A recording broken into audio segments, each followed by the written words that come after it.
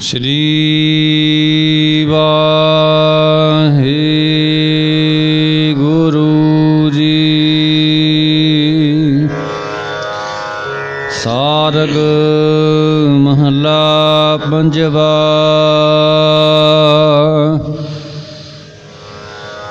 अब मोहे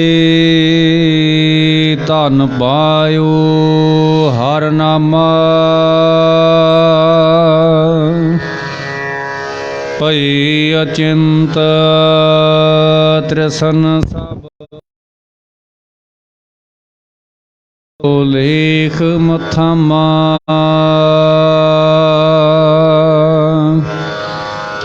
अब मोहे धन पायो हर नामा।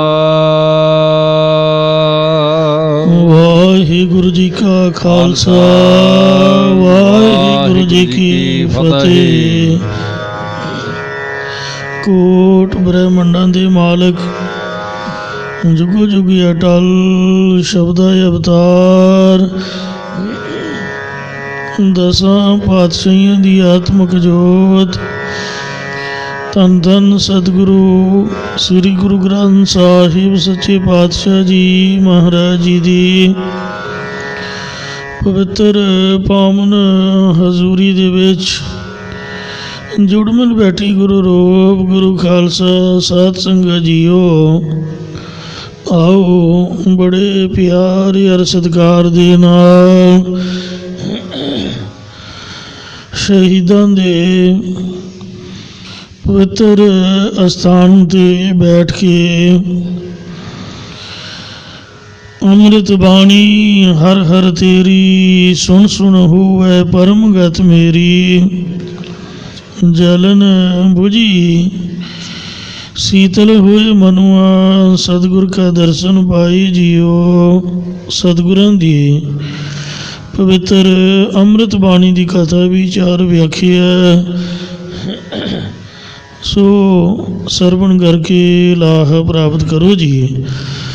एक बार उच्चारण करो सतनाम श्री वाहेगुरु जी। सतनाम श्री वाहेगुरु जी। सारग महला पंजवा। सारंग राग दे विच सतगुरु पंजवें पातशाह शहीदां दे सरताज शांति दे सोमे गुरबाणी दे रचनहार धन धन श्री गुरु अर्जन देव साहिब जी महाराज शो पावन उपदेश की बख्शिश करते हैं। अब मोहे धन पायो हर नामा। हुण मैं गुरां दी कृपा करके हरि परमेश्वर दे नाम रूप धन नूं प्राप्त कीता है।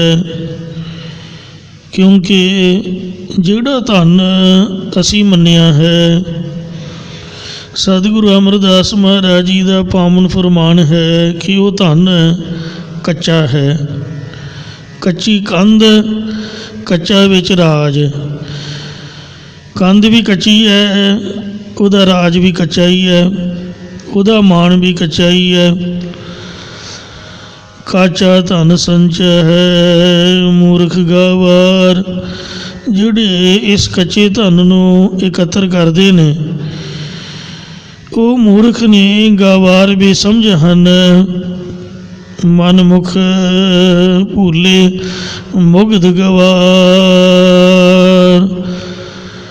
वो मनमुख ने स्वरूप तो उक्का ही भुले हुए बेसमझ लोग हैं जिन्होंने इन्ना नहीं पता कि नाल तां शरीर भी नहीं जाना, फिर ये धन कित्थों जावेगा। विखिया कह धन सदा दुख होए, ਇਹ ਜਿਹੜਾ ਧਨ ਹੈ ਇਹਨੂੰ ਵਿਖਿਆ ਜ਼ਹਿਰ ਵੀ ਆਖਿਆ ਹੈ। ਮਹਾਂਪੁਰਖ ਸੰਤ ਗਿਆਨੀ ਜਰਨੈਲ ਸਿੰਘ ਜੀ ਖਾਲਸਾ ਤਾਂ ਸੰਤ ਗਿਆਨੀ ਗੁਰਬਚਨ ਸਿੰਘ ਜੀ ਖਾਲਸਾ ਪਿੰਡਾਂ ਵਾਲੀ ਮਹਾਂਪੁਰਖ ਜਿਹੜੇ ਦਮਦਮੀ ਟਕਸਾਲ ਦੇ 12ਵੇਂ ਮੁਖੀ ਸਨ, ਉਹਨਾਂ ਨੇ ਆਪ ਇਹਨਾਂ ਨੂੰ ਘਰੋਂ ਲਿਆਂਦਾ। ਆਖਿਆ ਭਜੰਗੀਆ, ਇਹ ਜਰਨੈਲ ਸਿੰਘ ਮੇਰੇ 3 ਬਚਨ ਹਮੇਸ਼ਾ ਯਾਦ ਰੱਖੀ, ਔਰ ਉਹਦੇ 'ਤੇ ਪਹਿਰਾ ਦੇਵੀਂ, ਤੇਰੀ ਚੜ੍ਹਦੀ ਕਲਾ ਹੋਊਗੀ। ਕਹਿੰਦੇ ਦੱਸੋ ਜੀ। ਕਹਿੰਦੇ ਬਹੁਤਾ ਖਾਣਾ ਨਹੀਂ, ਕਹਿੰਦੇ 7 ਬਚਨ। ਰੋਟੀ ਤਾਂ ਉੱਕਾ ਹੀ ਨਹੀਂ ਸੀ ਖਾਂਦੇ ਅੱਧ ਪਚੱਦੀ, ਦੁੱਧ ਤੇ ਪੀ ਕੇ ਆਪ ਦਾ ਗੁਜ਼ਾਰਾ ਕਰਦੇ, ਬਹੁਤ ਘੱਟ ਛਕਦੇ ਸਨ। ਸਰੀਰ ਤਾਈਓ ਤੀਲੇ ਵਰਗਾ ਸੀਗਾ, ਵੇਖਣ ਨੂੰ ਸੁੱਕਾ ਜਿਹਾ ਸੀਗਾ, ਉਹ ਪਾਵਰਫੁੱਲ ਸੀ। ਦੂਸਰਾ ਕਹਿੰਦੇ ਬਹੁਤਾ ਸੌਣਾ ਨਹੀਂ, ਕਹਿੰਦੇ 7 ਬਚਨ। 24 ਘੰਟਿਆਂ ਦੇ ਵਿੱਚੋਂ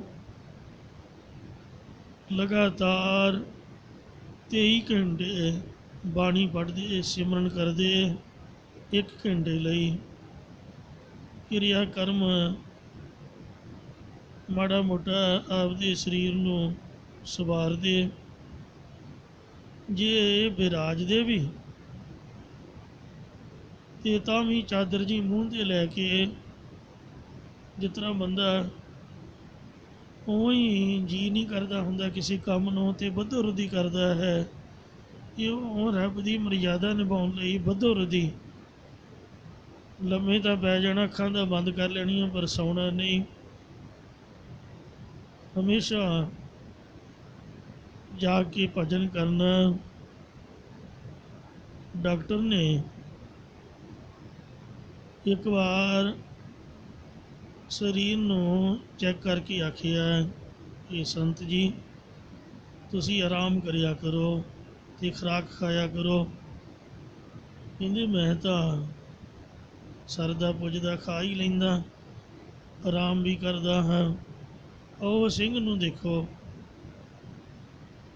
ਦਲਬੀਰ ਸਿੰਘ ਵੱਲ ਇਸ਼ਾਰਾ ਕੀਤਾ, ਜਾਂ ਡਾਕਟਰ ਨੇ ਉਹਨੂੰ ਵੇਖਿਆ। ਕਹਿੰਦੇ ਇਹ ਤਾਂ ਬਿਲਕੁਲ ਠੀਕ ਠਾਕ ਹੈ। ਕਹਿੰਦੇ ਇਹ ਤਾਂ ਉੱਕਾ ਹੀ ਨਹੀਂ ਸੌਂਦਾ।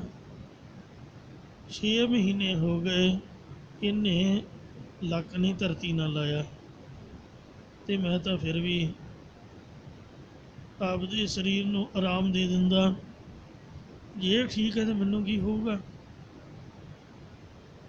ਤੀਸਰਾ ਬਚਨ ਹੈ, ਮਹਾਂਪੁਰਖਾਂ ਨੇ ਆਖਿਆ ਕਿ ਪੂਜਾ ਦਾ ਧਾਨ ਨਹੀਂ ਖਾਣਾ। ਹਾਂ, ਜੀ ਤਾਂ ਕਰ ਹੀ ਆਉਂਦਾ। ਮਾਇਆ ਹੋਈ ਨਾਗਣੀ ਜਗਤ ਰਹੀ ਲਪਟਾਏ, ਇਸकी ਸੇਵਾ ਜੋ ਕਰੇ ਤਿਸ ਹੀ ਕੋ ਫਿਰ ਖਾਏ।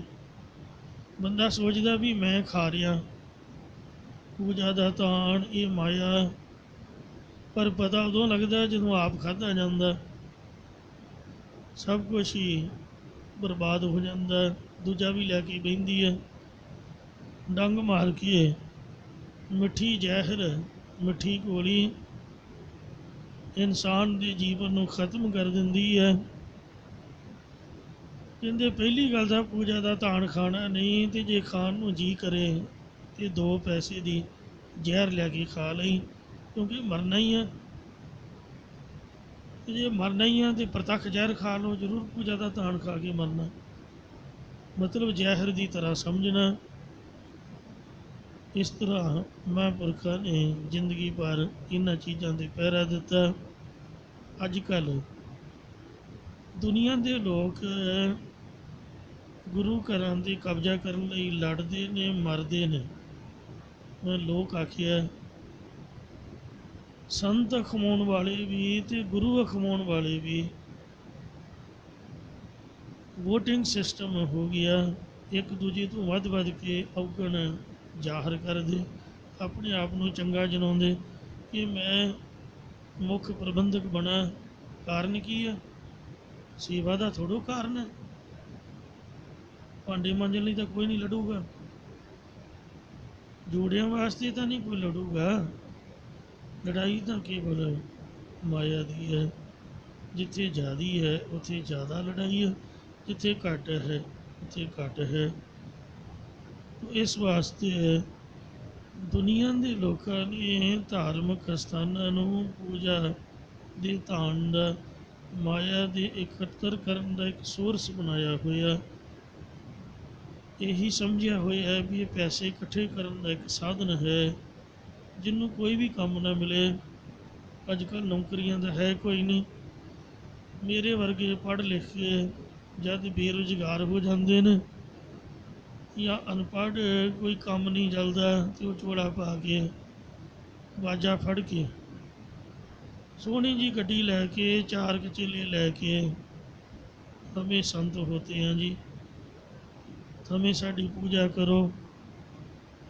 ਸੰਤ ਤਾਂ ਇੱਕ ਪਾਸੇ ਗੁਰੂ ਬਣ ਕੇ ਬੈਠ ਜਾਂਦੇ ਨੇ। ਮਹਾਰਾਜ ਸ੍ਰੀ ਗੁਰੂ ਨਾਨਕ ਦੇਵ ਜੀ ਨੇ ਅਤੇ ਸ੍ਰੀ ਗੁਰੂ ਗੋਬਿੰਦ ਸਿੰਘ ਜੀ ਨੇ ਬਿਲਕੁਲ ਸਪਸ਼ਟ ਅੱਖਰਾਂ 'ਚ ਕੋਈ ਲੁਕਾ ਨਹੀਂ ਰੱਖਿਆ। ਕੋਈ ਗੁੱਸਾ ਮੰਨੇ, ਰਾਜੀ ਮੰਨੇ, ਕਿਸੇ ਦੇ ਗਿੱਟੇ ਲੱਗੇ, ਗੋਡੇ ਲੱਗੇ, ਜੋ ਮਰਜ਼ੀ ਹੋਵੇ, ਪਰ ਮਹਾਰਾਜ ਨੇ ਸੱਚੇ ਬਚਨ ਲਿਖੇ ਨੇ। ਸਤਿਗੁਰੂ ਨਾਨਕ ਦੇਵ ਜੀ ਦਾ ਬਚਨ ਹੈ, ਭੁੱਖੇ ਮੁੱਲਾਂ ਘਰੇ ਮਸੀਤ। ਮੁੱਲਾ ਜੀ ਭੁੱਖਾ ਮਰਦਾ ਅਤੇ ਮਸੀਤ ਘਰੇ ਬਣਾ ਕੇ ਬਹਿ ਗਿਆ। ਨਿਸ਼ਾਨ ਸਾਹਿਬ ਹੀ ਕੱਢਣਾ, ਹੋਰ ਦੱਸੋ ਕੀ ਕਰਨਾ। ਗੁਰੂ ਗ੍ਰੰਥ ਸਾਹਿਬ ਜੀ ਤਾਂ ਭੇਟਾ ਹੀ ਕੋਈ ਨਹੀਂ। 500 ਰੁਪਈਏ ਦਾ ਮਹਾਰਾਜ ਜਿੱਥੋਂ ਮਰਜ਼ੀ ਖਰੀਦ ਲਓ। ਹੁਣ ਸ਼੍ਰੋਮਣੀ ਕਮੇਟੀ ਦੇ ਗਲ 'ਚ ਬੂਟ ਦਿੱਤਾ ਲੋਕਾਂ ਨੇ, ਥੋੜ੍ਹਾ ਜਿਹਾ ਸਖਤੀ, ਪਰ ਉਹ ਸਾਡੇ ਵਰਗਿਆਂ ਲਈ ਹੈ, ਆਮ ਬੰਦਿਆਂ ਲਈ। ਜਿਹੜੇ ਵੱਡੇ ਬੰਦੇ ਨੇ, ਚਾਲਬਾਜ਼ ਨੇ, ਉਹਨਾਂ ਲਈ ਥੋੜ੍ਹਾ ਕੋਈ ਸਖਤੀ, ਜਿੱਥੋਂ ਮਰਜ਼ੀ ਗੁਰੂ ਗ੍ਰੰਥ ਸਾਹਿਬ ਲੈ ਲਓ। ਮਹਾਰਾਜ ਦਾ ਕੀ ਹੈ, ਕੋਈ ਕਿਸੇ ਤੁਹਾਨੂੰ ਪੁੱਛਣਾ ਨਹੀਂ, ਕੋਈ ਕਾਨੂੰਨ ਨਹੀਂ ਹੈ। ਆਪਦੇ ਘਰ ਲੈ ਜਾਓ, ਆਪਦੀ ਦੁਕਾਨ 'ਤੇ ਲੈ ਜਾਓ, ਜਿੱਥੇ ਮਰਜ਼ੀ, ਭਾਵੇਂ ਮੜੀਆਂ 'ਚ ਜਾ ਕੇ ਪ੍ਰਕਾਸ਼ ਕਰ ਲਓ, ਕਿਸੇ ਪੁੱਛਣਾ ਥੋੜ੍ਹਾ, ਕੋਈ ਕਾਨੂੰਨ ਹੀ ਨਹੀਂ ਹੈ। ਨਿਸ਼ਾਨ ਸਾਹਿਬ ਵੀ ਕੱਪੜਾ ਹੀ ਚਾਹੀਦਾ ਅਤੇ ਡੰਡਾ ਜਿਹਾ ਜਿੱਥੇ ਮਰਜ਼ੀ ਕੱਢ ਕੇ ਬੈਠ ਜਾਓ। ਨਿਸ਼ਾਨ ਸਾਹਿਬ ਦੀ ਫਿਲਾਸਫੀ ਵੀ ਸਾਡੀ ਸਮਝ ਤੋਂ ਬਾਹਰ ਹੈ। ਇਹਦਾ ਮਤਲਬ ਸੀਗਾ ਕਿ ਜਿੱਥੇ ਨਿਸ਼ਾਨ ਸਾਹਿਬ ਝੂਲਦਾ ਹੈ ਉੱਥੇ ਭੁੱਖੇ ਨੂੰ ਅੰਨ ਮਿਲੇਗਾ, ਨੰਗੇ ਨੂੰ ਵਸਤਰ ਮਿਲੇਗਾ, ਅਤੇ ਜਿਹਨੂੰ ਰਹਿਣ ਦੀ ਜਗ੍ਹਾ ਨਹੀਂ ਉਹਨੂੰ ਰਿਹਾਇਸ਼ ਮਿਲੇਗੀ। ਆਏ ਗਏ ਰਾਈ ਜੋਤੀ ਦੀ ਮਦਦ ਹੋਏਗੀ। ਔਰ ਤਨ ਦੀ ਖੁਰਾਕ ਅਤੇ ਮਨ ਦੀ ਖੁਰਾਕ, ਆਤਮਾ ਦੇ ਭਲੇ ਦਾ ਕਥਾ ਕੀਰਤਨ, ਨਾ ਉੱਥੇ ਕਥਾ ਹੁੰਦੀ, ਨਾ ਕੀਰਤਨ ਹੁੰਦਾ, ਨਾ ਲੰਗਰ ਚੱਲਦਾ। ਉਹ ਮੇਰੇ ਵਰਗੇ ਨਿਹੰਗ ਨਿਸ਼ਾਨ ਸਾਹਿਬ ਕੱਢ ਕੇ ਬੈਠ ਜਾਂਦੇ ਨੇ। ਕਈਆਂ ਨੇ ਸੜਕ 'ਤੇ ਹੀ ਮਹਾਰਾਜ ਆਹ ਹੁਣ ਜੋੜ ਮੇਲਾ ਚੱਲਣਾ, ਅਤੇ ਸੜਕ 'ਤੇ ਕਿੰਨਾ ਰੌਲਾ ਗੌਲਾ, ਕਿੰਨੀ ਆਵਾਜਾਈ, ਕਿੰਨਾ ਕੁਛ ਹੈ।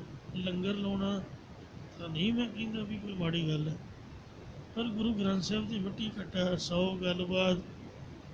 ਅਖੰਡ ਪਾਠ ਆਪਦੇ ਗੁਰਦੁਆਰੇ ਕਰੋ। ਜੇ ਮਹਾਰਾਜ ਦਾ ਪ੍ਰਕਾਸ਼ ਕਰਨਾ ਹੈ, ਕੋਈ ਪੂਜਾ ਕਰਨੀ ਹੈ, ਕੋਈ ਅਰਦਾਸ ਬੇਨਤੀ ਕਰਨੀ, ਜ਼ਰੂਰੀ ਥੋੜ੍ਹਾ ਵੀ ਸੜਕ 'ਤੇ ਹੀ ਖਲੋਣਾ ਹੈ। ਉਹ ਤਾਂ ਗ੍ਰਾਹੀ ਦਾ ਸਾਧਨ ਬਣ ਗਿਆ, ਸੇਵਾ ਤਾਂ ਨਾ ਹੋਈ। ਇਸ ਵਾਸਤੇ ਸੋ ਜੇ ਮਹਾਰਾਜ ਦੀ ਖੁਸ਼ੀ ਲੈਣੀ ਹੈ ਅਤੇ ਮੈਂ ਤਾਂ ਇਹ ਪ੍ਰਣ ਕੀਤਾ ਵੀ ਜਿੱਥੇ ਛੱਤ ਨਹੀਂ ਉੱਥੇ ਗੁਰੂ ਗ੍ਰੰਥ ਸਾਹਿਬ ਦਾ ਪ੍ਰਕਾਸ਼ ਨਹੀਂ ਕਰਨਾ।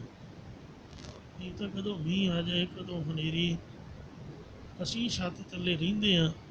ਕਿੰਨੀਆਂ ਕਿੰਨੀਆਂ ਸੋਹਣੀਆਂ ਕੋਠੀਆਂ ਨੇ, ਅਤੇ ਮਹਾਰਾਜ ਨੂੰ ਆਪਾਂ ਮੜੀਆਂ 'ਚ ਲਈ ਫਿਰਦੇ ਹਾਂ, ਸੜਕਾਂ 'ਤੇ ਲਈ ਫਿਰਦੇ ਹਾਂ।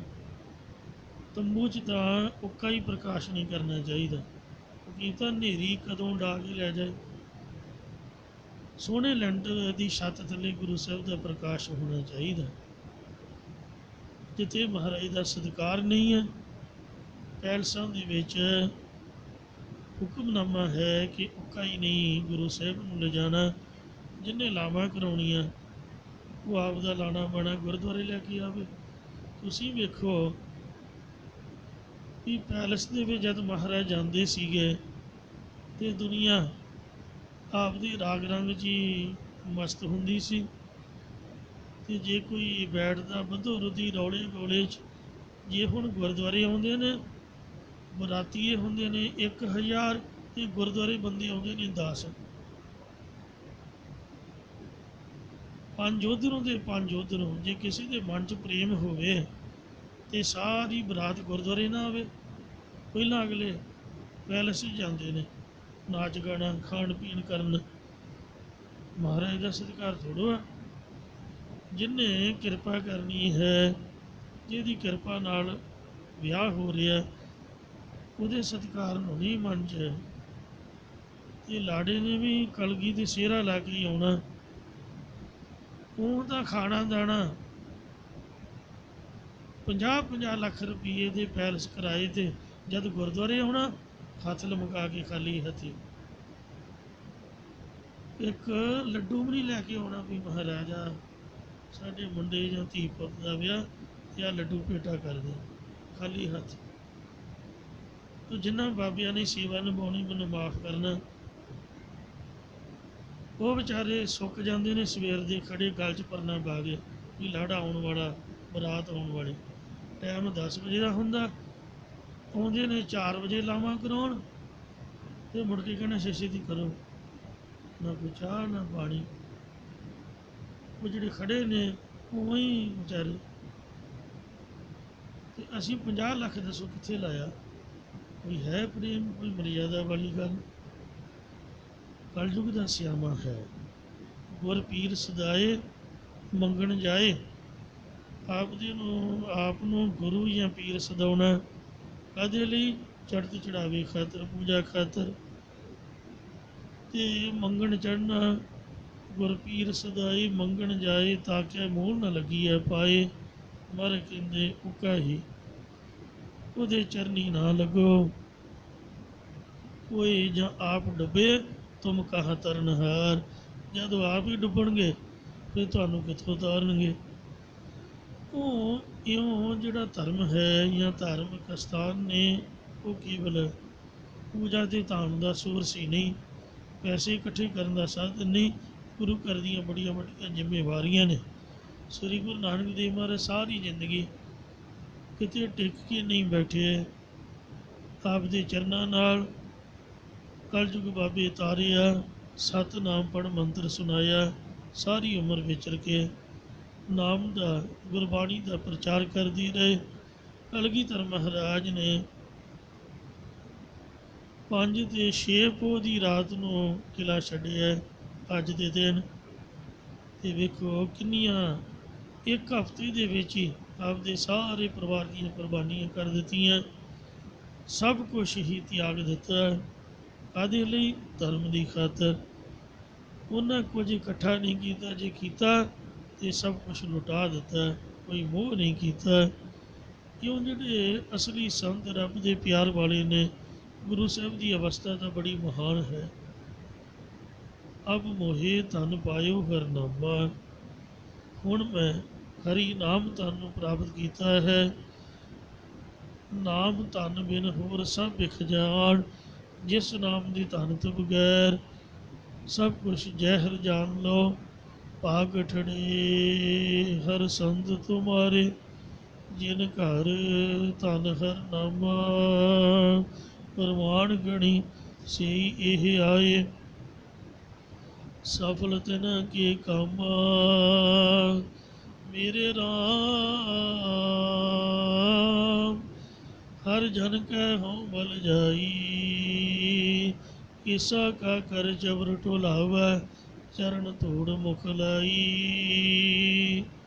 ਬ੍ਰਹਮਦਾਸ ਕੋਟੜਾ ਪੰਡਤ, ਉਹਨੂੰ ਸਤਿਗੁਰੂ ਜੀ ਨੇ ਸਿਰ ਵਿੱਚ ਮਾਇਆ ਦੀਆਂ ਜੁੱਤੀਆਂ ਪਵਾ ਕੇ ਸਮਝਾਇਆ ਕਿ ਤੂੰ ਲਾਲਚੀ ਬੰਦਾ ਹੈ, ਧਰਮ ਨੂੰ ਮਾਇਆ ਇਕੱਤਰ ਕਰਨ ਵਾਸਤੇ ਵਰਤਦਾ, ਇਸ ਲਈ ਤੇਰੇ ਸਿਰ 'ਚ ਹੁਣ ਵੀ ਜੁੱਤੀਆਂ ਪਈਆਂ, ਬਾਅਦ ਵਿੱਚ ਵੀ ਪੈਣਗੀਆਂ। ਕਹਿੰਦਾ ਜੀ ਕਿਰਪਾ ਕਰੋ, ਮਾਫ ਕਰੋ, ਉਪਦੇਸ਼ ਦਿਓ। ਸਤਿਗੁਰੂ ਨਾਨਕ ਦੇਵ ਜੀ ਨੇ ਆਸਾ ਦੀ ਵਾਰ ਦੇ 7ਵੇਂ ਸ਼ਲੋਕ ਨੂੰ ਉਚਾਰ ਕੇ ਉਪਦੇਸ਼ ਦਿੱਤਾ। ਸ਼ਲੋਕ ਮਹੱਲਾ ਪਹਿਲਾ। ਪੜ੍ਹ ਪੜ੍ਹ ਗੱਡੀ ਲੱਦੀ ਹੈ, ਪੜ੍ਹ ਪੜ੍ਹ ਭਰੀ ਹੈ ਸਾਥ, ਪੜ੍ਹ ਪੜ੍ਹ ਬੇੜੀ ਪਾਈ ਹੈ, पढ़ पढ़ गढ़िया खाद, पढ़िया जेते बरस बरस, पढ़िया जेते मास, पढ़िया जेती आरज, पढ़िया जेते सास। नानक लिखै एक गल, ਹੋਰ ਹਉਮੈ ਚਖਣਾ ਚਾਖ। ਉਹਨੂੰ ਕਿਹਾ ਮਾਇਆ ਦਾ ਤਿਆਗ ਕਰ। ਨਾਨੂ ਪੰਡਤ ਨੂੰ ਸਮਝਾਇਆ ਇਹ ਲਾਲਚ ਛੱਡ ਦਿਓ। ਇਸੇ ਤਰ੍ਹਾਂ ਜਿਹੜਾ ਕਾਰੂ ਬਾਦਸ਼ਾਹ ਸੀ ਉਹਨੂੰ ਸਮਝਾਇਆ ਕਿ ਵੇਖ ਭਲਿਆ ਲੋਕਾ, ਨਾਲ ਤਾਂ ਕੁਛ ਵੀ ਨਹੀਂ ਜਾਣਾ, ਸੂਈ ਤੱਕ ਨਹੀਂ ਜਾਣੀ, ਤੇ 40 ਗੰਜ ਜੋੜੇ ਰੱਖਿਓ ਈਮਾਨ। ਦੇਖੋ ਰੇ ਲੋਕੋ ਕਾਰੂ ਹੋਤਾ ਪਰੇਸ਼ਾਨ। ਗਰੀਬਾਂ 'ਚ ਵੰਡ ਦੇ। ਇੱਕ ਦੁਨੀ ਚੰਦ ਖੱਤਰੀ ਜਿਹਨੇ 7 ਲੱਖ ਰੁਪਈਆ ਖੂਨ ਚੂਸ ਕੇ ਇਕੱਤਰ ਕੀਤਾ ਸੀ, ਉਹਨੂੰ ਆਖਿਆ ਗਰੀਬਾਂ 'ਚ ਵੰਡ ਦੇ। ਇਹ ਸਰਾਧ ਸਰੂਧ ਦਾ ਕੋਈ ਫਾਇਦਾ ਨਹੀਂ। ਹੋ ਤੇਰਾ ਪਿਓ ਜਿਹਦੇ ਲਈ ਸਰਾਧ ਕਰ ਰਹੇ ਹੈ ਉਹ ਤਾਂ ਰਿਸ਼ ਬਣਿਆ ਹੈ। ਇਉਂ ਗੁਰੂ ਜੀ ਦਾ ਉਪਦੇਸ਼ ਮੰਨ ਕੇ ਕਾਰੂ ਬਾਦਸ਼ਾਹ ਨੇ ਵੀ ਅਤੇ ਦੁਨੀ ਚੰਦ ਨੇ ਵੀ ਸਭ ਪੈਸਾ ਗਰੀਬਾਂ 'ਚ ਵੰਡ ਦਿੱਤਾ ਹੈ। ਮਲਕ ਭਾਗੋ ਦੇ ਕੂੜੀਆਂ ਵਿੱਚੋਂ ਖੂਨ ਕੱਢ ਕੇ ਇਹ ਗੱਲ ਦਰਸਾਈ ਕਿ ਇਹ ਪੈਸਾ ਜਿਹੜਾ ਹੈ ਗਰੀਬਾਂ ਦਾ ਖੂਨ ਚੂਸ ਕੇ ਇਕੱਤਰ ਕੀਤਾ ਹੋਇਆ ਹੈ, ਇਹ ਅਪਵਿੱਤਰ ਹੈ, ਖਾਣ ਯੋਗ ਨਹੀਂ ਹੈ। ਪਰ ਜਿਹੜਾ ਮਨਸੁਖ ਸ਼ਾਹੂਕਾਰ ਸੀ ਉਹ ਇੱਕ ਵਪਾਰੀ, ਇੱਕ ਬਾਣੀਆ ਦੁਕਾਨਦਾਰ ਬੰਦਾ ਸੀ, ਜਿਹਦੀ ਦੁਕਾਨ ਤੋਂ ਭਾਈ ਮਰਦਾਨੇ ਦੀ ਲੜਕੀ ਦੇ ਵਿਆਹ ਲਈ ਭਾਈ ਭਗੀਰਥ ਨੇ ਰਸਦ ਦਾ ਗੱਡਾ ਭਰ ਕੇ ਖਰੀਦਿਆ। ਉਹ ਜਦ ਸਤਿਗੁਰੂ ਜੀ ਦੇ ਦਰਸ਼ਨ ਲਈ ਆਇਆ ਤੇ ਮਹਾਰਾਜ ਜੀ ਨੇ ਉਹਨੂੰ ਨਹੀਂ ਕਿਹਾ ਵੀ ਤੂੰ ਦੁਕਾਨ ਛੱਡ ਦੇ ਜਾਂ ਵਪਾਰ ਛੱਡ ਦੇ, ਇਹ ਪੈਸੇ ਕਮਾਉਣੇ ਮਾੜੇ ਨੇ, ਇਹ ਮਾਇਆ ਨਹੀਂ ਇਕੱਤਰ ਕਰੀ ਦੀ, ਬਿਲਕੁਲ ਨਹੀਂ। ਸਤਿਗੁਰੂ ਜੀ ਨੇ ਆਖਿਆ ਆਪਦੇ ਘਰ ਰਹੋ, ਬੱਚੇ ਪਾਲੋ, ਪੈਸਾ ਕਮਾਓ, ਪਰ ਮਿਹਨਤ ਕਰੋ। ਅੰਮ੍ਰਿਤ ਵੇਲੇ ਉੱਠੋ, ਨਿਤਨੇਮ ਕਰੋ, ਸ਼ਬਦ ਪੜ੍ਹੋ, ਗੁਰਬਾਣੀ ਦੇ ਉਪਦੇਸ਼ ਦਿੱਤੇ ਉਹਨੇ ਲਿਖ ਲਏ। ਕੜਾ ਪ੍ਰਸ਼ਾਦੀ ਦੇਗ ਤਿਆਰ ਕਰਕੇ ਅਰਦਾਸ ਕਰਕੇ ਵਰਤਾਰਾ ਕਰੋ। ਸਾਰੀ ਦਿਹਾੜੀ ਆਪ ਦਾ ਕਾਰੋਬਾਰ ਕਰੋ, ਸ਼ਾਮ ਨੂੰ ਫਿਰ ਸ਼ਬਦ ਪੜ੍ਹੋ, ਗੁਰਬਾਣੀ ਪੜ੍ਹੋ ਅਤੇ ਅਰਦਾਸ ਕਰੋ। ਉਹਦੇ ਜੀਵਨ ਦਾ ਰਾਜੇ ਸ਼ਿਵ ਨਾਮ ਦੇ ਉੱਪਰ ਇੰਨਾ ਅਸਰ ਹੋਇਆ ਕਿ ਉਹਨੇ ਸਤਿਗੁਰੂ ਜੀ ਦੇ ਦਰਸ਼ਨਾਂ ਦੀ ਤਾਂਘ ਆਪਦੇ ਮਨ ਵਿੱਚ ਪੈਦਾ ਕਰਕੇ ਗੁਰੂ ਜੀ ਨੂੰ ਖਿੱਚ ਲਿਆ। ਮਹਾਰਾਜ ਉਹਦੇ ਪਿਆਰ ਦੇ ਖਿੱਚੇ। ਸ਼੍ਰੀ ਲੰਕਾ ਦੇ ਟਾਪੂ ਉੱਥੇ ਸੰਗਲਾਦੀਪ ਦੇ ਵਿੱਚ ਗਏ। ਉਹ ਰੋ ਪਿਆ ਵੀ ਮੈਂ ਤਾਂ ਹੁਣ ਘਰ ਨਹੀਂ ਰਹਿਣਾ, ਮੈਂ ਤਾਂ ਤੁਹਾਡੇ ਨਾਲ ਜਾਣਾ। ਮਹਾਰਾਜ ਕਹਿੰਦੇ ਹੈਂ ਮੇਰੇ ਨਾਲ ਕੀ ਹੈ, ਖਬਰਦਾਰ ਜੇ ਘਰ ਛੱਡਿਆ। ਉਹਨੂੰ ਨਹੀਂ ਆਖਿਆ ਵੀ ਤੂੰ ਰਾਜ ਛੱਡ ਦੇ, ਬੱਚੇ ਛੱਡ ਦੇ, ਇਹ ਪੈਸਾ ਇਹਨੂੰ ਲੁਟਾ ਦੇ, ਬਿਲਕੁਲ ਨਹੀਂ। ਪਤਾ ਸੀਗਾ ਵੀ ਇਹ ਬੰਦਾ ਸਹੀ ਹੈ, ਸਹੀ ਬੰਦਾ ਹੈ, ਉਹ ਆਗੂ ਹੋਣਾ ਚਾਹੀਦਾ ਹੈ। ਜੇ ਸਹੀ ਬੰਦੇ ਅਗਵਾਈ ਨਹੀਂ ਕਰਨਗੇ, ਚੋਰ ਚੱਕੇ ਤਾਂ ਬਥੇਰੇ ਹੀ ਪਹਿਲਾਂ ਨੇ, ਉਹ ਤਾਂ ਪਹਿਲਾਂ ਹੀ ਲੁੱਟ ਖਾ ਰਹੇ ਨੇ। ਜਿਵੇਂ ਲੋਕਾਂ ਦੀ ਆਮ ਕਹਾਵਤ ਅਖੀ ਜੀ ਲੈ ਸੰਤਾਂ ਨੂੰ ਕੀ, ਆਹ ਕੰਮ ਕਰਦੇ ਨੇ, ਸੰਤਾਂ ਨੂੰ ਕੀ। ਸੰਤ ਦੇ ਕੋਲ ਤਾਂ ਪੈਸਾ ਹੋਣਾ ਚਾਹੀਦਾ, ਸੰਤ ਦਾ ਰਾਜਾ ਹੋਣਾ ਚਾਹੀਦਾ, ਸੰਤ ਦਾ ਜਨਤਾ ਦਾ ਪ੍ਰਧਾਨ ਮੰਤਰੀ, ਮੁੱਖ ਮੰਤਰੀ ਹੋਣਾ ਚਾਹੀਦਾ, ਉਹ ਤਾਂ ਆਗੂ ਹੋਣਾ ਚਾਹੀਦਾ। ਜੇ ਉਹ ਸੱਚਾ ਸੁੱਚਾ ਅਸਲੀ ਮਹਾਂਪੁਰਖ ਹੈ ਤਾਂ ਉਹ ਜਨਤਾ ਦਾ ਭਲਾ ਕਰੂਗਾ, ਸੇਵਾ ਕਰੂਗਾ। ਵੇਖੋ ਮਹਾਰਾਜਾ ਰਣਜੀਤ ਸਿੰਘ, ਬੰਦਾ ਸਿੰਘ ਬਹਾਦਰ ਖਾਲਸੇ ਨੇ ਰਾਜੇ ਬਣ ਕੇ ਵੀ ਦਿਖਾਇਆ, ਇੰਨੀ ਫਰਾਖ ਦਿਲੀ ਨਾਲ ਉਹਨਾਂ ਜਨਤਾ ਦੀ ਸੇਵਾ ਕੀਤੀ ਕਿ ਉਹ ਮਹਾਰਾਜ ਨੇ ਸ਼ਹਿਨਸ਼ਾਹ ਵੀ ਬਣਾਇਆ ਆਪਦੇ ਖਾਲਸੇ ਨੂੰ। ਗੱਲ ਨੂੰ ਸਮਝੋ, ਕੋਈ ਵੀ ਚੀਜ਼ ਮਾੜੀ ਨਹੀਂ ਹੁੰਦੀ।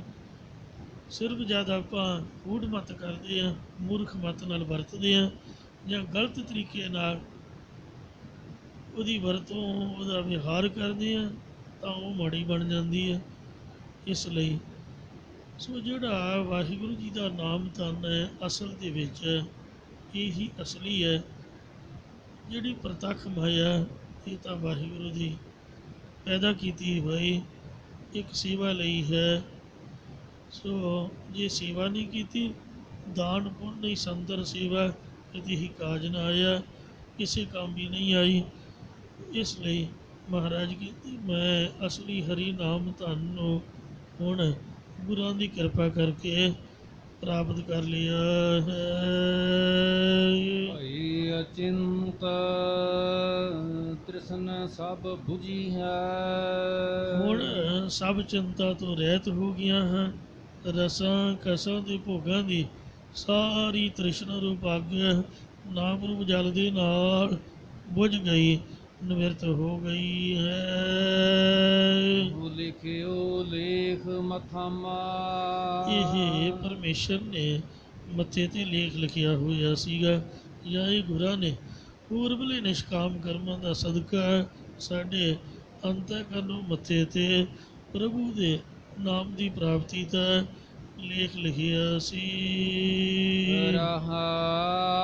ਵਿਸ਼ਰਾਮ ਦੇ ਕੇ ਫੁਰਮਾਨ ਕਰਦੇ ਹਨ। ਖੋਜਤ ਖੋਜਤ ਭਇਓ ਬੈਰਾਗੀ। ਵੇਦਾਂ ਨੂੰ ਖੋਜਦੀਆਂ, ਸ਼ਾਸਤਰਾਂ ਨੂੰ ਖੋਜਦੀਆਂ, ਸਿਮਰਤੀਆਂ ਨੂੰ ਖੋਜਦੀਆਂ, ਪੁਰਾਣਾਂ ਨੂੰ ਖੋਜਦੀਆਂ, ਸਾਧ ਸੰਗਤ ਦੁਆਰਾ ਤਨ ਨੂੰ ਖੋਜਦੀਆਂ, ਮਨ ਨੂੰ ਖੋਜਦੀਆਂ, ਮਿਥਿਆ ਪਦਾਰਥਾਂ ਨੂੰ ਨਿਸ਼ਚੈ ਕਰਨ ਵਾਲੀ ਬੁੱਧੀ ਦੇ ਅੰਦਰ ਦੇਸ਼ਾਂ ਦੇਸ਼ਾਂਤਰਾਂ ਵਿੱਚ ਖੋਜਦੀਆਂ ਮੇਰਾ ਮਨ ਵੈਰਾਗ ਦੇ ਸਹਿਤ ਹੋ ਗਿਆ ਹੈ। ਖੋਜਤ ਖੋਜਤ ਸੁਣੀ ਇਹ ਸੋਏ, ਸਾਧ ਸੰਗਤ ਬਿਨ ਤਰਿਓ ਨਾ ਕੋਈ। ਜਦ ਮੈਂ ਪਹਿਲੀ ਵਾਰ ਗੁਰਦੁਆਰਾ ਗੁਰਦਰਸ਼ਨ ਪ੍ਰਕਾਸ਼ ਦੇ ਅੰਦਰ ਐਂਟਰ ਕਰਨ ਲੱਗਾ ਤਾਂ ਜਿਹੜਾ ਲੱਕੜ ਵਾਲਾ ਗੇਟ ਹੈ ਉਹਦੇ ਉੱਪਰ ਪੱਥਰ ਦੇ ਵਿੱਚ ਇਹ ਪੰਕਤੀਆਂ ਉਕਰੀਆਂ ਹੋਈਆਂ ਪੜੀਆਂ, ਉਹਦੇ ਤੋਂ ਮੈਂ ਯਾਦ ਕੀਤਾ। ਜਦ ਆ 34 ਸੈਕਟਰ ਗੁਰੂ ਤੇਗ ਬਹਾਦਰ ਮਹਾਰਾਜ ਦੇ ਨਾਮ ਤੇ ਗੁਰਦੁਆਰਾ ਸਾਹਿਬ ਦੇ ਅੰਦਰ ਆਪਾਂ ਜਾਂਦੇ ਹਾਂ, ਉੱਥੇ ਪੰਕਤੀਆਂ ਤੁਸੀਂ ਲਿਖੀਆਂ ਪੜ੍ਹੋਗੇ। ਨਾਨਕ ਕੈ ਘਰ ਕੇਵਲ ਨਾਮ। ਸਤਿਗੁਰੂ ਨਾਨਕ ਦੇਵ ਮਹਾਰਾਜ ਜੀ ਦੇ ਘਰ ਵਿੱਚ ਕੇਵਲ ਇੱਕ ਫਕਤ ਸਿਰਫ ਤੇ ਸਿਰਫ ਵਾਹਿਗੁਰੂ ਦਾ ਨਾਮ ਹੈ। ਜੋ ਕੁਝ ਤੁਸੀਂ ਦੇਖ ਰਹੇ ਹੋ ਇਹ ਨਾਮ ਹੀ ਚਮਕ ਰਿਹਾ ਹੈ, ਇਹ ਨਾਮ ਹੀ ਸਭ ਕੁਛ ਹੈ। ਨਾਮ ਦੇ ਪ੍ਰਤਾਪ ਨਾਲ ਹੀ ਨਾਮ ਕੇ ਤਾਰੇ ਸਗਲੇ ਜੰਤ, ਜੋ ਵੀ ਕੁਛ ਹੈ ਗੁਰਦੁਆਰਾ ਕੰਪਲੈਕਸ 'ਚ ਇਹ ਵਾਹਿਗੁਰੂ ਦਾ ਨਾਮ ਹੀ ਹੈ। ਝਾੜੂ ਵੀ ਵਾਹਿਗੁਰੂ ਹੀ ਹੈ, ਥੰਮਾ ਵੀ ਵਾਹਿਗੁਰੂ ਹੀ ਹੈ, ਉੱਪਰ ਜਿਹੜਾ ਝੂਮਰ ਪ੍ਰਕਾਸ਼ ਕਰ ਰਿਹਾ ਵੀ ਵਾਹਿਗੁਰੂ ਹੀ ਹੈ। ਗੁਰੂ ਗ੍ਰੰਥ ਸਾਹਿਬ ਦਾ ਹੈ ਹੀ ਵਾਹਿਗੁਰੂ। ਇਸ ਵਾਸਤੇ ਮੈਂ ਲੱਭਦਿਆਂ ਇਹ ਕਣਸੋ ਸੁਣੀ ਹੈ, ਇਹ ਸੰਗਤ ਤੋਂ ਬਗੈਰ ਕੋਈ ਤਰਿਆ ਨਹੀਂ। ਤਾਂ ਫਿਰ ਮੈਂ ਘਰ ਛੱਡ ਕੇ ਗੁਰਦੁਆਰੇ ਆ ਕੇ ਬਹਿ ਗਿਆ ਪੱਕਾ ਹੀ। ਇਹ ਜਦ ਕੁਛ ਕੰਮ ਹੀ ਨਹੀਂ ਹੋਣਾ ਕੱਖ, ਇਹ ਫਾਇਦਾ ਕੀ ਹੈ ਦੱਸੋ। ਵੈਰਾਗ ਦੇ ਸਹਿਤ ਹੋ ਗਿਆ ਹੈ। ਫਿਰ ਆਇਓ ਦੇਹ ਗਿਰਾਮਾ। ਇਉਂ ਦੇਸ਼ਾਂ ਦੇਸ਼ਾਂਤਰਾਂ ਦੇ ਵਿੱਚ ਫਿਰ ਕੇ ਜਦ ਮੈਂ ਦੇਹ ਰੂਪ ਨਗਰ ਦੇ ਵਿੱਚ ਆਇਆ, ਭਾਵ ਅੰਤਰਮੁਖ ਬਿਰਤੀ ਵਿੱਚ ਅਸਥਿਤ ਹੋਇਆ। ਗੁਰ ਕਿਰਪਾਲ ਸੌਦਾ ਇਹੋ ਜੋਰਿਓ। ਜਿਸ ਵਕਤ ਸਤਿਗੁਰਾਂ ਨੇ ਕਿਰਪਾਲ ਦਿਆਲੂ ਹੋ ਕੇ ਪਰਮੇਸ਼ਰ ਨਾਲ ਲਿਵ ਲਾਉਣ ਰੂਪ ਇਹ ਸੌਦਾ ਜੋੜ ਦਿੱਤਾ, ਕਿਨਹੀ ਬਣ ਜਿਆ ਕਾਂਸੀ ਤਾਂਬ, ਕਿਨਹੀ ਲੌਂਗ ਸੁਪਾਰੀ। ਸੰਤੋ ਬਣ ਜਿਆ ਨਾਮ ਗੋਬਿੰਦ ਕਾ, ऐसी खेप हमारी हर के नाम के व्यापारी। हीरा हाथ चढ़िया निर्मोलक, छोड़ गई संसारी। ये नाम ਦਾ ਸੌਦਾ। ਵੱਖਰ ਲੱਦ ਲਬ ਖੇਪ ਚਲਾਵੋ, ਸੱਚ ਵਪਾਰ ਕਰੋ ਵਪਾਰੀ। ਦਰਗਾਹ ਨਿਭੈ ਖੇਪ ਤੁਮਾਰੀ। ਇਹ ਨਾਮ ਦਾ ਸੌਦਾ, ਵਣਜ ਵਪਾਰ ਸਵਾਸਾ ਰੂਪੀ ਪੂੰਜੀ ਦੇ ਕੇ ਇਹ ਸੰਗਤ ਦੇ ਬਾਜ਼ਾਰ ਵਿੱਚੋਂ ਗੁਰੂ ਰੂਪੀ ਸ਼ਾਹੂਕਾਰ ਦੇ ਪਾਸੋਂ ਖਰੀਦਣਾ ਕੀਤਾ। ਹੱਥ ਚਰਿਓ ਲਾਲ ਅਗੰਮਾ ਤਾਂ ਮੇਰੇ ਮਨ ਰੂਪ ਹੱਥ ਦੇ ਵਿੱਚ ਅਗੰਮੀ ਲਾਲ ਰੂਪ ਪਰਮੇਸ਼ਰ ਪ੍ਰਾਪਤ ਹੋ ਗਈ ਹੈ। ਜਾਂ ਗਮਤਾ ਤੋਂ ਰਹਿਤ ਲਾਲ ਪਿਆਰਾ ਪਰਮੇਸ਼ਰ ਮਨ ਰੂਪ ਹੱਥ ਤੇ ਚੜ ਗਿਆ ਹੈ।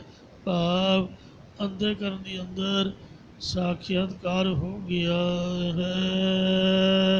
ਆਨ ਬਾਪਾਰ ਬਨਜ ਜੋ ਕਰਿਆ ਹੈ ਪ੍ਰਭੂ ਦੇ ਨਾਮ ਤੋਂ ਬਗੈਰ ਹੋਰ ਜਿਹੜੇ ਵਣਜ ਵਪਾਰ ਕਰੀਦੇ ਨੇ ਜਾਂ ਆਪ ਸੌਦਾ ਖਰੀਦਣਾ ਤੇ ਅੱਗੇ ਦੂਸਰੇ ਨੂੰ ਵੇਚਣਾ ਆਦਿਕ ਵਪਾਰ ਵਾਲੇ ਕਾਰਜ ਕਰੀਦੇ ਹਨ। ਤੇ ਦੁਖ ਸਹਮਾ ਉਹਨਾਂ ਵਿੱਚ ਉਤਨੇ ਹੀ ਦੁੱਖ ਸਹਾਰਨੇ ਪੈਂਦੇ ਨੇ ਜੋ ਸਭ ਦੁੱਖ ਹੀ ਦੁੱਖ ਹੈ। ਗੋਬਿੰਦ ਭਜਨ ਕੀ ਨਿਰਭੈ ਵਾਪਾਰੀ ਪਰਮੇਸ਼ਰ ਦੇ ਸਿਮਰਨ ਭਜਨ ਦੇ ਵਪਾਰੀ ਵਣਜ ਕਰਨ ਵਾਲੇ ਪੁਰਖ ਡਰ ਤੋਂ ਰਹਿਤ ਹੁੰਦੇ ਹਨ। ਹਰ ਰਾਸ ਨਾਨਕ ਰਾਮ ਨਾਮਾ ਕਿਉਂਕਿ ਉਹਨਾਂ ਦੇ ਕੋਲ ਰਮੇ ਹੋਏ ਹਰੀ ਪਰਮੇਸ਼ਰ ਦੀ ਪ੍ਰਾਪਤੀ ਵਾਲੀ ਨਾਮ ਰੂਪੀ ਰਾਸ ਪੂੰਜੀ ਹੈ ਜਾਂ ਸ਼ਰਧਾ ਰੂਪ ਪੂੰਜੀ ਹੈ। ਸਾਰਗ ਮਹਲਾ ਪੰਜਵਾ ਸਾਰੰਗ ਰਾਗ ਦੇ ਵਿੱਚ ਪੰਜਵੇਂ ਪਾਤਸ਼ਾਹ ਜੀ ਦਾ ਇਹ ਫਰਮਾਨ ਹੈ। ਪਹਿਲਾਂ ਵੀ ਸ਼ਬਦ ਪੰਜਵੇਂ ਪਾਤਸ਼ਾਹ ਦਾ ਹੈ, ਜਿਹੜਾ ਵਪਾਰ ਤੇ ਵਣਜ ਇਹ ਨਾਮ ਧਨ ਵਾਲਾ। ਜਿਸ ਵਕਤ ਸਤਿਗੁਰੂ ਜੀ ਨੇ ਪੋਥੀਆਂ ਲਿਆਂਦੀਆਂ ਗੋਇੰਦਵਾਲ ਸਾਹਿਬ ਤੋਂ ਤੇ ਨੰਗੇ ਚਰਨੀ ਲਿਆਂਦੀਆਂ, ਸਤਿਗੁਰੂ ਜੀ ਥੱਕ ਗਏ ਸੀਗੇ। ਬਾਬੇ ਬੁੱਢੇ ਨੂੰ ਚੌਰ ਫੜਾ ਕੇ ਨਗਰ ਕੀਰਤਨ ਦੇ ਰੂਪ ਦੇ ਵਿੱਚ ਸੰਗਤਾਂ ਨੇ ਸਵਾਗਤ ਕੀਤਾ। 68 ਘਾਟ ਦੀ ਬਿਰਾਜਮਾਨ ਕੀਤੀਆਂ। ਆਖਿਆ ਬਾਬਾ ਜੀ ਤੁਸੀਂ ਚੌਰ ਕਰੋ ਸਾਰੀ ਰਾਤ ਤੇ ਮੈਂ ਘੜੀ ਆਰਾਮ ਕਰ ਆਵਾਂ ਤੇ ਨਹਾ ਧੋ ਕੇ ਅੰਮ੍ਰਿਤ ਵੀ ਲਿਆਊਂਗਾ। ਕਹਿੰਦੇ 7 ਬਚਨ। ਰਾਗੀਆਂ ਨੂੰ ਆਖਿਆ ਵੀ ਕੀਰਤਨ ਕਰੀ ਜਾਓ। ਸਾਰੀ ਰਾਤ ਉੱਥੇ ਕੀਰਤਨ ਹੁੰਦਾ ਰਿਹਾ ਤੇ ਫਿਰ ਬਾਬੇ ਬੁੱਢੇ ਨੂੰ ਆਖਿਆ ਵੀ ਹੁਣ ਅੰਮ੍ਰਿਤ ਵੇਲੇ ਪੁੱਥੀਆਂ ਪ੍ਰਕਾਸ਼ ਕਰੋ, ਹੁਕਮਨਾਮਾ ਸੁਣਾਓ। ਜਦ ਹੁਕਮਨਾਮਾ ਪੜ੍ਹਿਆ ਤਾਂ ਹੁਕਮਨਾਮਾ ਆਇਆ ਸੀਗਾ ਪੀਊ ਦਾਦੇ ਕਾ ਖੋਲ ਡਿਠਾ ਖਜ਼ਾਨਾ ਤਾਂ ਮੇਰੇ ਮਨ ਭਇਆ ਨਿਧਾਨਾ। ਰਤਨ ਲਾਲ ਜਾਕਾ ਕਛੂ ਨਾ ਮੋਲ ਭਰੇ ਭੰਡਾਰ ਅਖੂਟ ਕਾ ਤੋੜ। ਖਾਵੈ ਹੈ ਖਰਚਾ ਹੈ ਰਲ ਮਿਲ ਭਾਈ ਤੋੜ ਨਾ ਆਵੇ ਵੱਧ ਹੋ ਜਾਈ। ਪੋਥੀ ਪਰਮੇਸ਼ਰ ਕਾ ਥਾਨ। ਇਹ ਜਿਹੜੀ ਪੋਥੀ ਸਾਹਿਬ ਹੈ ਇਹ ਪਰਮੇਸ਼ਰ ਦਾ ਅਸਥਾਨ ਹੈ, ਰਹਿਣ ਦੀ ਜਗ੍ਹਾ ਹੈ। ਇਹੀ ਸੱਚਖੰਡ ਹੈ। ਔਰ ਇਹ ਸਾਡੇ ਪਿਓ ਸ੍ਰੀ ਗੁਰੂ ਅਰਜਨ ਦੇਵ ਜੀ ਦੇ ਪਿਤਾ ਗੁਰੂ ਰਾਮਦਾਸ ਜੀ, ਦਾਦਾ ਸ੍ਰੀ ਗੁਰੂ ਅਮਰਦਾਸ ਜੀ, ਉਹ ਤਾਂ ਨਾਨਾ ਜੀ ਸਨ। ਦਾਦੇ ਦਾ ਮਤਲਬ ਬਜ਼ੁਰਗ ਸ੍ਰੀ ਗੁਰੂ ਨਾਨਕ ਦੇਵ ਜੀ, ਗੁਰੂ ਅੰਗਦ ਦੇਵ ਜੀ। ਉਹਨਾਂ ਦਾ ਇਹ ਖਜ਼ਾਨਾ ਅਸੀਂ ਜਦ ਖੋਲ੍ਹ ਕੇ ਪ੍ਰਕਾਸ਼ ਕੀਤਾ ਤਾਂ ਮੇਰਾ ਮਨ ਬਾਗੋ ਬਾਗ ਹੋ ਗਿਆ। ਮੈਂ ਸ਼ਾਹੂਕਾਰ ਬਣ ਗਿਆ। ਰਤਨ ਦੇ ਲਾਲ ਇਹਦੇ ਬਰਾਬਰ ਭਲਾ ਕੀ ਨੇ। ਇੰਝ ਫਿਰ ਸ੍ਰੀ ਗੁਰੂ ਗ੍ਰੰਥ ਸਾਹਿਬ ਜੀ ਦਾ ਪਾਵਨ ਸਰੂਪ ਮਹਾਰਾਜ ਨੇ ਤਿਆਰ ਕੀਤਾ। ਜਿਹੜਾ ਹੁਕਮਨਾਮਾ ਆਇਆ, ਜਦ ਤੁਸੀਂ ਹਰਿਮੰਦਰ ਸਾਹਿਬ ਜਾਂਦੇ ਹੋ ਤਾਂ ਪੱਥਰ ਦੀ ਸਿਲਾ ਦੇ ਉੱਪਰ ਵੜਦਿਆਂ ਸਾਰੀ ਖੱਬੇ ਹੱਥ ਕੰਧ ਦੇ ਉੱਪਰ ਉਹ ਹੁਕਮਨਾਮਾ ਉਕਰਿਆ ਹੋਇਆ ਹੈ। ਸੂਹੀ ਮਹੱਲਾ ਪੰਜਵਾ। ਸੰਤਾਂ ਕੀ ਕਾਰਜ ਆਪ ਖਲੋਇਆ ਹਰ ਕੰਮ ਕਰਾਵਣ ਆਇਆ ਰਾਮ। ਧਰਤ ਸੁਹਾਵੀ ਤਾਲ ਸੁਹਾਵਾ ਵਿੱਚ ਅੰਮ੍ਰਿਤ ਜਲ ਛਾਇਆ ਰਾਮ। ਅੰਮ੍ਰਿਤ ਜਲ ਛਾਇਆ ਪੂਰਨ ਸਾਜ ਕਰਾਇਆ ਸਗਲ ਮਨੋਰਥ ਪੂਰੇ। ਜੈ ਜੈਕਾਰ ਭਇਆ ਜਗਿਅੰਤਰ ਲਾਤੇ ਸਗਲ ਵਸੂਰੇ। ਪੂਰਨ ਪੁਰਖ ਅਚੁੱਤ ਅਬਨਾਸੀ ਜਸ ਵੇਦ ਪੁਰਾਣੀ ਗਾਇਆ। ਆਪਣਾ ਬਿਰਦ ਰੱਖਿਆ ਪਰਮੇਸ਼ਰ ਨਾਨਕ ਨਾਮ ਤੇ ਆਇਆ। ਇਸ ਲਈ ਸੋ ਮੇਰਾ ਜਿਹੜਾ ਅੰਤःਕਰਨ ਹੈ ਉਹ ਖਜ਼ਾਨੇ ਨਾਲ ਭਰ ਗਿਆ, ਬਾਗੋ ਬਾਗ ਹੋ ਗਿਆ।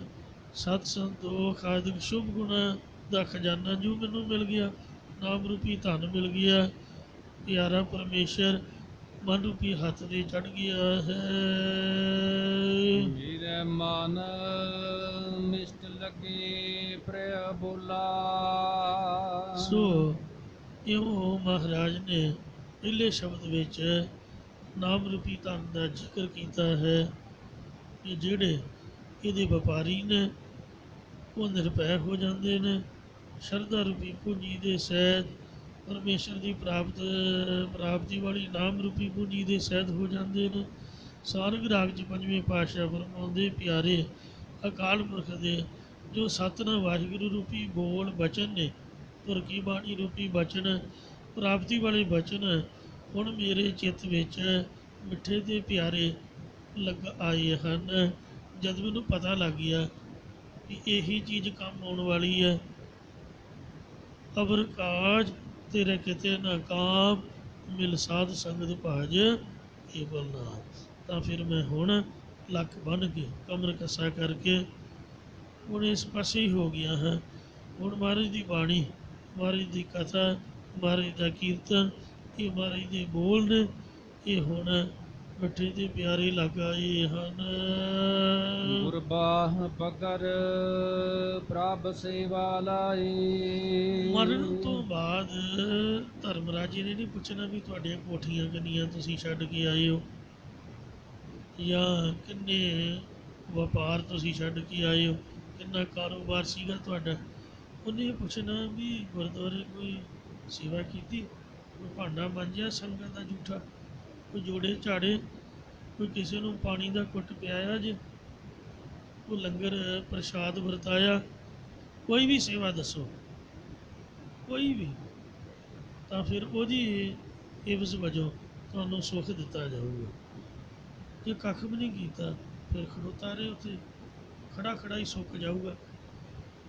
ਜਿਹੜੇ ਅਦਾਲਤਾਂ 'ਚ ਮੁਕੱਦਮੇ ਚੱਲਦੇ ਨੇ, ਮੰਨ ਲਓ ਕਿ ਟੁੱਟਾ ਜਿਹਾ ਚਲਾਨ ਹੀ ਹੈ ਰੈੱਡ ਲਾਈਟ, RTO ਨੂੰ ਆਪ ਕਹਿੰਦਾ ਸੁਣਿਆ, ਉਹ ਸਾਈਡ ਕਰਾਉਣ ਗਿਆ ਸੀ, ਉਹ ਸਿਪਾਹੀ ਕਹਿਣ ਲੱਗਾ ਵੀ ਸਾਹਿਬ ਜੀ ਵੀ ਲੈਣ ਬੜੀ ਵੱਡੀ ਲੱਗ ਗਈ ਹੈ, ਲੋਕ ਵਿਚਾਰੇ ਖੜੇ ਤਰਾ ਤਰਾ ਕਰ ਰਹੇ ਨੇ, ਤੇ ਇਹਨਾਂ ਨੂੰ ਭੁਗਤਾਓ। ਕਹਿੰਦਾ ਖੜੇ ਦੇ ਖੜੇ ਰਹਿਣ, ਮੈਨੂੰ ਕੀ ਮਤਲਬ ਬੰਦੇ ਨੂੰ ਪਰੇਸ਼ਾਨ ਕਰਦੇ ਨੇ। ਕਾਰਨ ਕੀ ਹੈ? ਉਹਦੀ ਵਾਰਡਨ ਕੀ ਸੀ ਵੀ ਜਿਹੜਾ ਬੰਦਾ ਰੈੱਡ ਲਾਈਟ 'ਤੇ 10 ਜਾਂ 20 ਸਕਿੰਟ ਨਹੀਂ ਟਿਕ ਸਕਦਾ, ਉਹਨੂੰ ਦੱਸਣਾ ਹੈ ਵੀ ਇਹ ਕਾਨੂੰਨ ਤੁਹਾਡੇ ਭਲੇ ਲਈ ਬਣਾਇਆ। ਇੱਥੇ ਉਹਨਾਂ ਨੂੰ ਕਹੋ ਵੀ ਅੱਧੀ ਦਿਹਾੜੀ ਖੜ੍ਹਨਾ ਹੈ, ਅਜੇ 1 ਨਹੀਂ ਵਜਾ, ਮੈਂ ਰੋਟੀ ਖਾਣ ਜਾਊਂਗਾ ਤਾਂ ਮੈਂ ਉਹਨਾਂ ਨੂੰ ਛੁੱਟੀ ਕਰੂੰਗਾ, ਖੜ੍ਹੇ ਰਹਿਣ। ਸਕੂਲਾਂ 'ਚ ਵੀ ਸਜ਼ਾ ਹੁੰਦੀ ਹੈ, ਤਾਂ ਉਹ ਜਾਣ ਕੇ ਬੰਦੇ ਨੂੰ ਪਰੇਸ਼ਾਨ ਕੀਤਾ ਜਾਂਦਾ, ਕੇਸ ਲਟਕਾਏ ਜਾਂਦੇ ਨੇ, ਕੋਈ ਕੁਰਸੀ ਕਰਸੀ ਨਹੀਂ ਮਿਲਦੀ, ਕਟਹਿਰੇ 'ਚ ਖੜ੍ਹ ਕੇ ਸਜ਼ਾ ਸੁਣਾਈ ਜਾਂਦੀ ਹੈ ਵੀ ਬੰਦਾ ਖੜ੍ਹੇ। ਪਰ ਜਿਹੜਾ ਜੱਜ ਹੈ ਉਹ ਸਜ਼ਾ ਸੁਣਾਉਣ ਵਾਲੇ ਵੱਲ ਮੂੰਹ ਨਹੀਂ ਕਰਦਾ, ਗੱਲ ਕਰਦਾ ਵਕੀਲ ਦੇ ਨਾਲ, ਕਾਲੇ ਕੋਟਾਂ ਵਾਲਿਆਂ ਨਾਲ। ਤਾਂ ਇਸ ਤਰ੍ਹਾਂ ਵੀ ਜਦ ਸਜ਼ਾ ਮਿਲਦੀ ਹੈ ਇਨਸਾਨ ਦੁਖੀ ਹੁੰਦਾ। ਇਹੀ ਸਜ਼ਾ ਹੈ, ਜਿੰਨਾ ਸੇਵਾ ਨਹੀਂ ਕੀਤੀ ਉਹ ਖੜ੍ਹੇ ਰਹਿਣ, ਉਹਨਾਂ ਦਾ ਕੇਸ ਹੀ ਨਹੀਂ ਭੁਗਤਣਾ, ਤਰੀਕਾਂ ਪਾਈ ਜਾਓ, ਆਈ ਜਾਓ, ਜਾਈ ਜਾਓ, ਆਪਦੀਆਂ ਦਿਹਾੜੀਆਂ ਕਿਰਾਏ ਖਰਚੀ ਜਾਓ ਅਤੇ ਖੜ੍ਹੇ ਖੜ੍ਹੇ ਹਾਜ਼ਰੀ ਲਵਾਈ ਜਾਓ, ਕੁਰਸੀ ਨਹੀਂ ਮਿਲਦੀ। ਮਹਾਰਾਜ ਦੀ ਬਾਣੀ ਵਿੱਚ ਲਿਖਿਆ ਕਿ ਸਭ ਤੋਂ ਸੱਚੀ ਅਤੇ ਸੁੱਚੀ ਰੱਬ ਦੀ ਦਰਗਾਹ, ਵਾਹਿਗੁਰੂ ਦੇ ਘਰ ਦੀ ਕਚਹਿਰੀ ਧਰਮ ਰਾਜੇ ਦੀ ਹੈ। ਜਿਹੜਾ ਬੰਦਾ ਸੇਵਾ ਕਰਕੇ ਨਹੀਂ ਜਾਊਗਾ ਉਹਨੂੰ ਉੱਥੇ ਜਗ੍ਹਾ ਨਹੀਂ ਮਿਲੂਗੀ, ਬੈਠਣ ਦੀ ਵੀ ਨਹੀਂ, ਖਲੋਣ ਦੀ ਵੀ ਨਹੀਂ, ਧੱਕੇ ਦਿੱਤੇ ਜਾਣਗੇ। ਬਿਨ ਸੇਵਾ ਫਲ ਕਬੋ ਨਾ ਪਾਵ, ਸੇਵਾ ਕਰਨੀ ਸਾਰੀ। ਇਹਦੇ ਵਿੱਚ ਦੁਨੀਆ ਸੇਵ ਕਮਾਈ ਹੈ ਤਾਂ ਦਰਗਾਹ ਬੈਸਣ ਪਾਈ ਹੈ। ਜੇ ਤੁਸੀਂ ਦਰਗਾਹ ਦੇ ਵਿੱਚ ਬੈਠਣਾ ਚਾਹੁੰਦੇ ਹੋ ਕਿ ਸਾਨੂੰ ਸੀਟ ਮਿਲੇ, ਇੱਥੇ ਹੀ ਬੁਕਿੰਗ ਕਰਾਓ ਸੇਵਾ ਕਰਕੇ। ਤਾਂ ਇਸ ਲਈ ਸੇਵਾਦਾਰਾਂ ਦੀਆਂ ਸੀਟਾਂ ਬੁੱਕ ਹੁੰਦੀਆਂ ਨੇ। ਮਹਾਰਾਜ ਨੇ ਕਿਰਪਾ ਕੀਤੀ ਹੈ, ਸਾਨੂੰ ਬਾਂਹ ਤੋਂ ਫੜ ਕੇ ਧੱਕੇ ਨਾਲ ਹੀ ਗੁਰਦੁਆਰੇ ਲਿਆਂਦਾ, ਆਖਿਆ ਵੀ ਆਹ ਸੇਵਾ ਕਰ। ਗੁਰ ਸੇਵਾ ਤੇ ਨਾਮੇ ਲੱਗਾ, ਫਿਰ ਗੁਰੂ ਦੀ ਸੇਵਾ ਤੋਂ ਨਾਮ ਜਪਣ ਦੇ ਵਿੱਚ ਲੱਗ ਗਏ। ਇੰਜੀ ਮਹਾਰਾਜ ਬੜਾ ਕਰ ਦਿੰਦੇ। ਕਿਉਂ ਸਤਿਗੁਰਾਂ ਨੇ ਮੇਰੀ ਬਿਰਤੀ ਰੂਪ ਭੁਜਾ ਪਕੜ ਕੇ ਵਾਹਿਗੁਰੂ ਦੇ ਸਿਮਰਨ ਰੂਪ ਸੇਵਾ ਟਹਿਲ ਵਿੱਚ ਲਗਾ ਦੇਣਾ ਕੀਤਾ ਹੈ। ਸਤਿਗੁਰ ਸਾਚਾ ਦੀਆ ਭੇਜ, ਬਦੋ ਬਦੀ ਧੱਕਾ ਲਾ ਕੇ ਭੇਜ ਦਿੱਤਾ ਗੁਰਦੁਆਰੇ ਵੀ ਜਾ। ਚਿਰ ਜੀਵਨ ਉਪਜਿਆ ਸੰਯੋਗ, ਬੜੇ ਸੋ ਚਿਰ ਦਾ ਇਹ ਸੰਯੋਗ ਪੈਦਾ ਹੋਇਆ ਜੋ ਮਹਾਰਾਜ ਨੇ ਕਿਰਪਾ ਕੀਤੀ ਹੈ। ਸਦ ਦਇਆਲ ਹਰ ਢੋਲਾ। ਇਸੇ ਕਰਕੇ ਪਿਆਰਾ ਪਰਮੇਸ਼ਰ ਹਮੇਸ਼ਾ ਹੀ ਮੇਰੇ ਉੱਤੇ ਦਿਆਲੂ ਹੈ।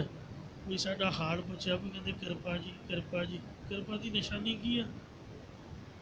ਇੰਨੀ ਠੰਡ ਦੇ ਵਿੱਚ ਵੇਖੋ ਉੱਠਣਾ ਬੜਾ ਔਖਾ ਹੈ, ਫਿਰ ਚੱਲ ਕੇ ਗੁਰੂ ਘਰ ਆਉਣਾ, ਇਹੀ ਕਿਰਪਾ ਹੈ।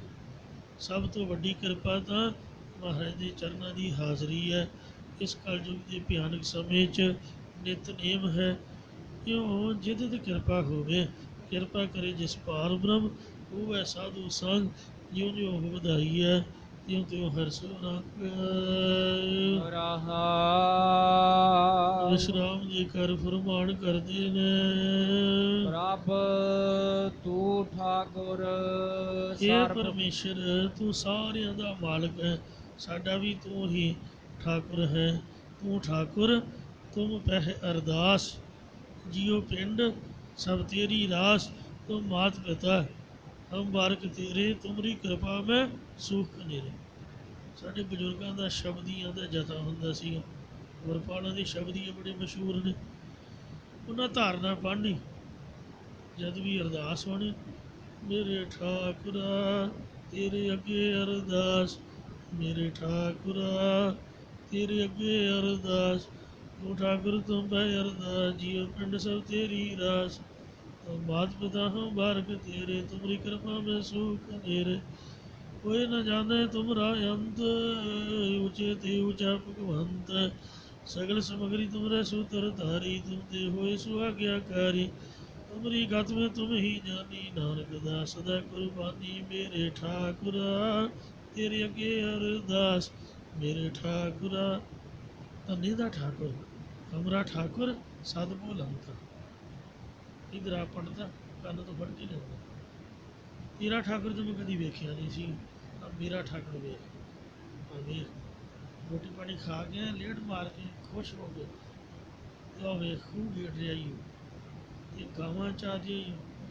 ਉਹ ਪੰਡਤ ਕਹਿਣ ਲੱਗਾ ਧੰਨਿਆ ਸੱਚਮੁੱਚ ਹੀ ਵੀ ਤੂੰ ਝੂਠ ਤਾਂ ਬੋਲਦਾ ਨਹੀਂ ਜਾਣਦਾ, ਪਰ ਇਉਂ ਜਾਪ ਰਿਹਾ ਵੀ ਤੂੰ ਉਹ ਹੀ ਬੋਲੀ ਜਾਣਾ, ਇਸ ਤਰ੍ਹਾਂ ਕਮਲਾ ਬੰਦਾ ਨਹੀਂ ਹੁੰਦਾ, ਸਦਾਈ ਬੰਦਾ, ਮੈਂਟਲ ਬੰਦਾ। ਤੂੰ ਦੱਸ ਵੀ ਕਿੱਥੇ ਖੂਹ ਗੇੜਦਾ ਰਿਹਾ, ਪਰ ਬੰਦਾ ਦੇਖ ਕੋਈ ਨਹੀਂ ਰਿਹਾ।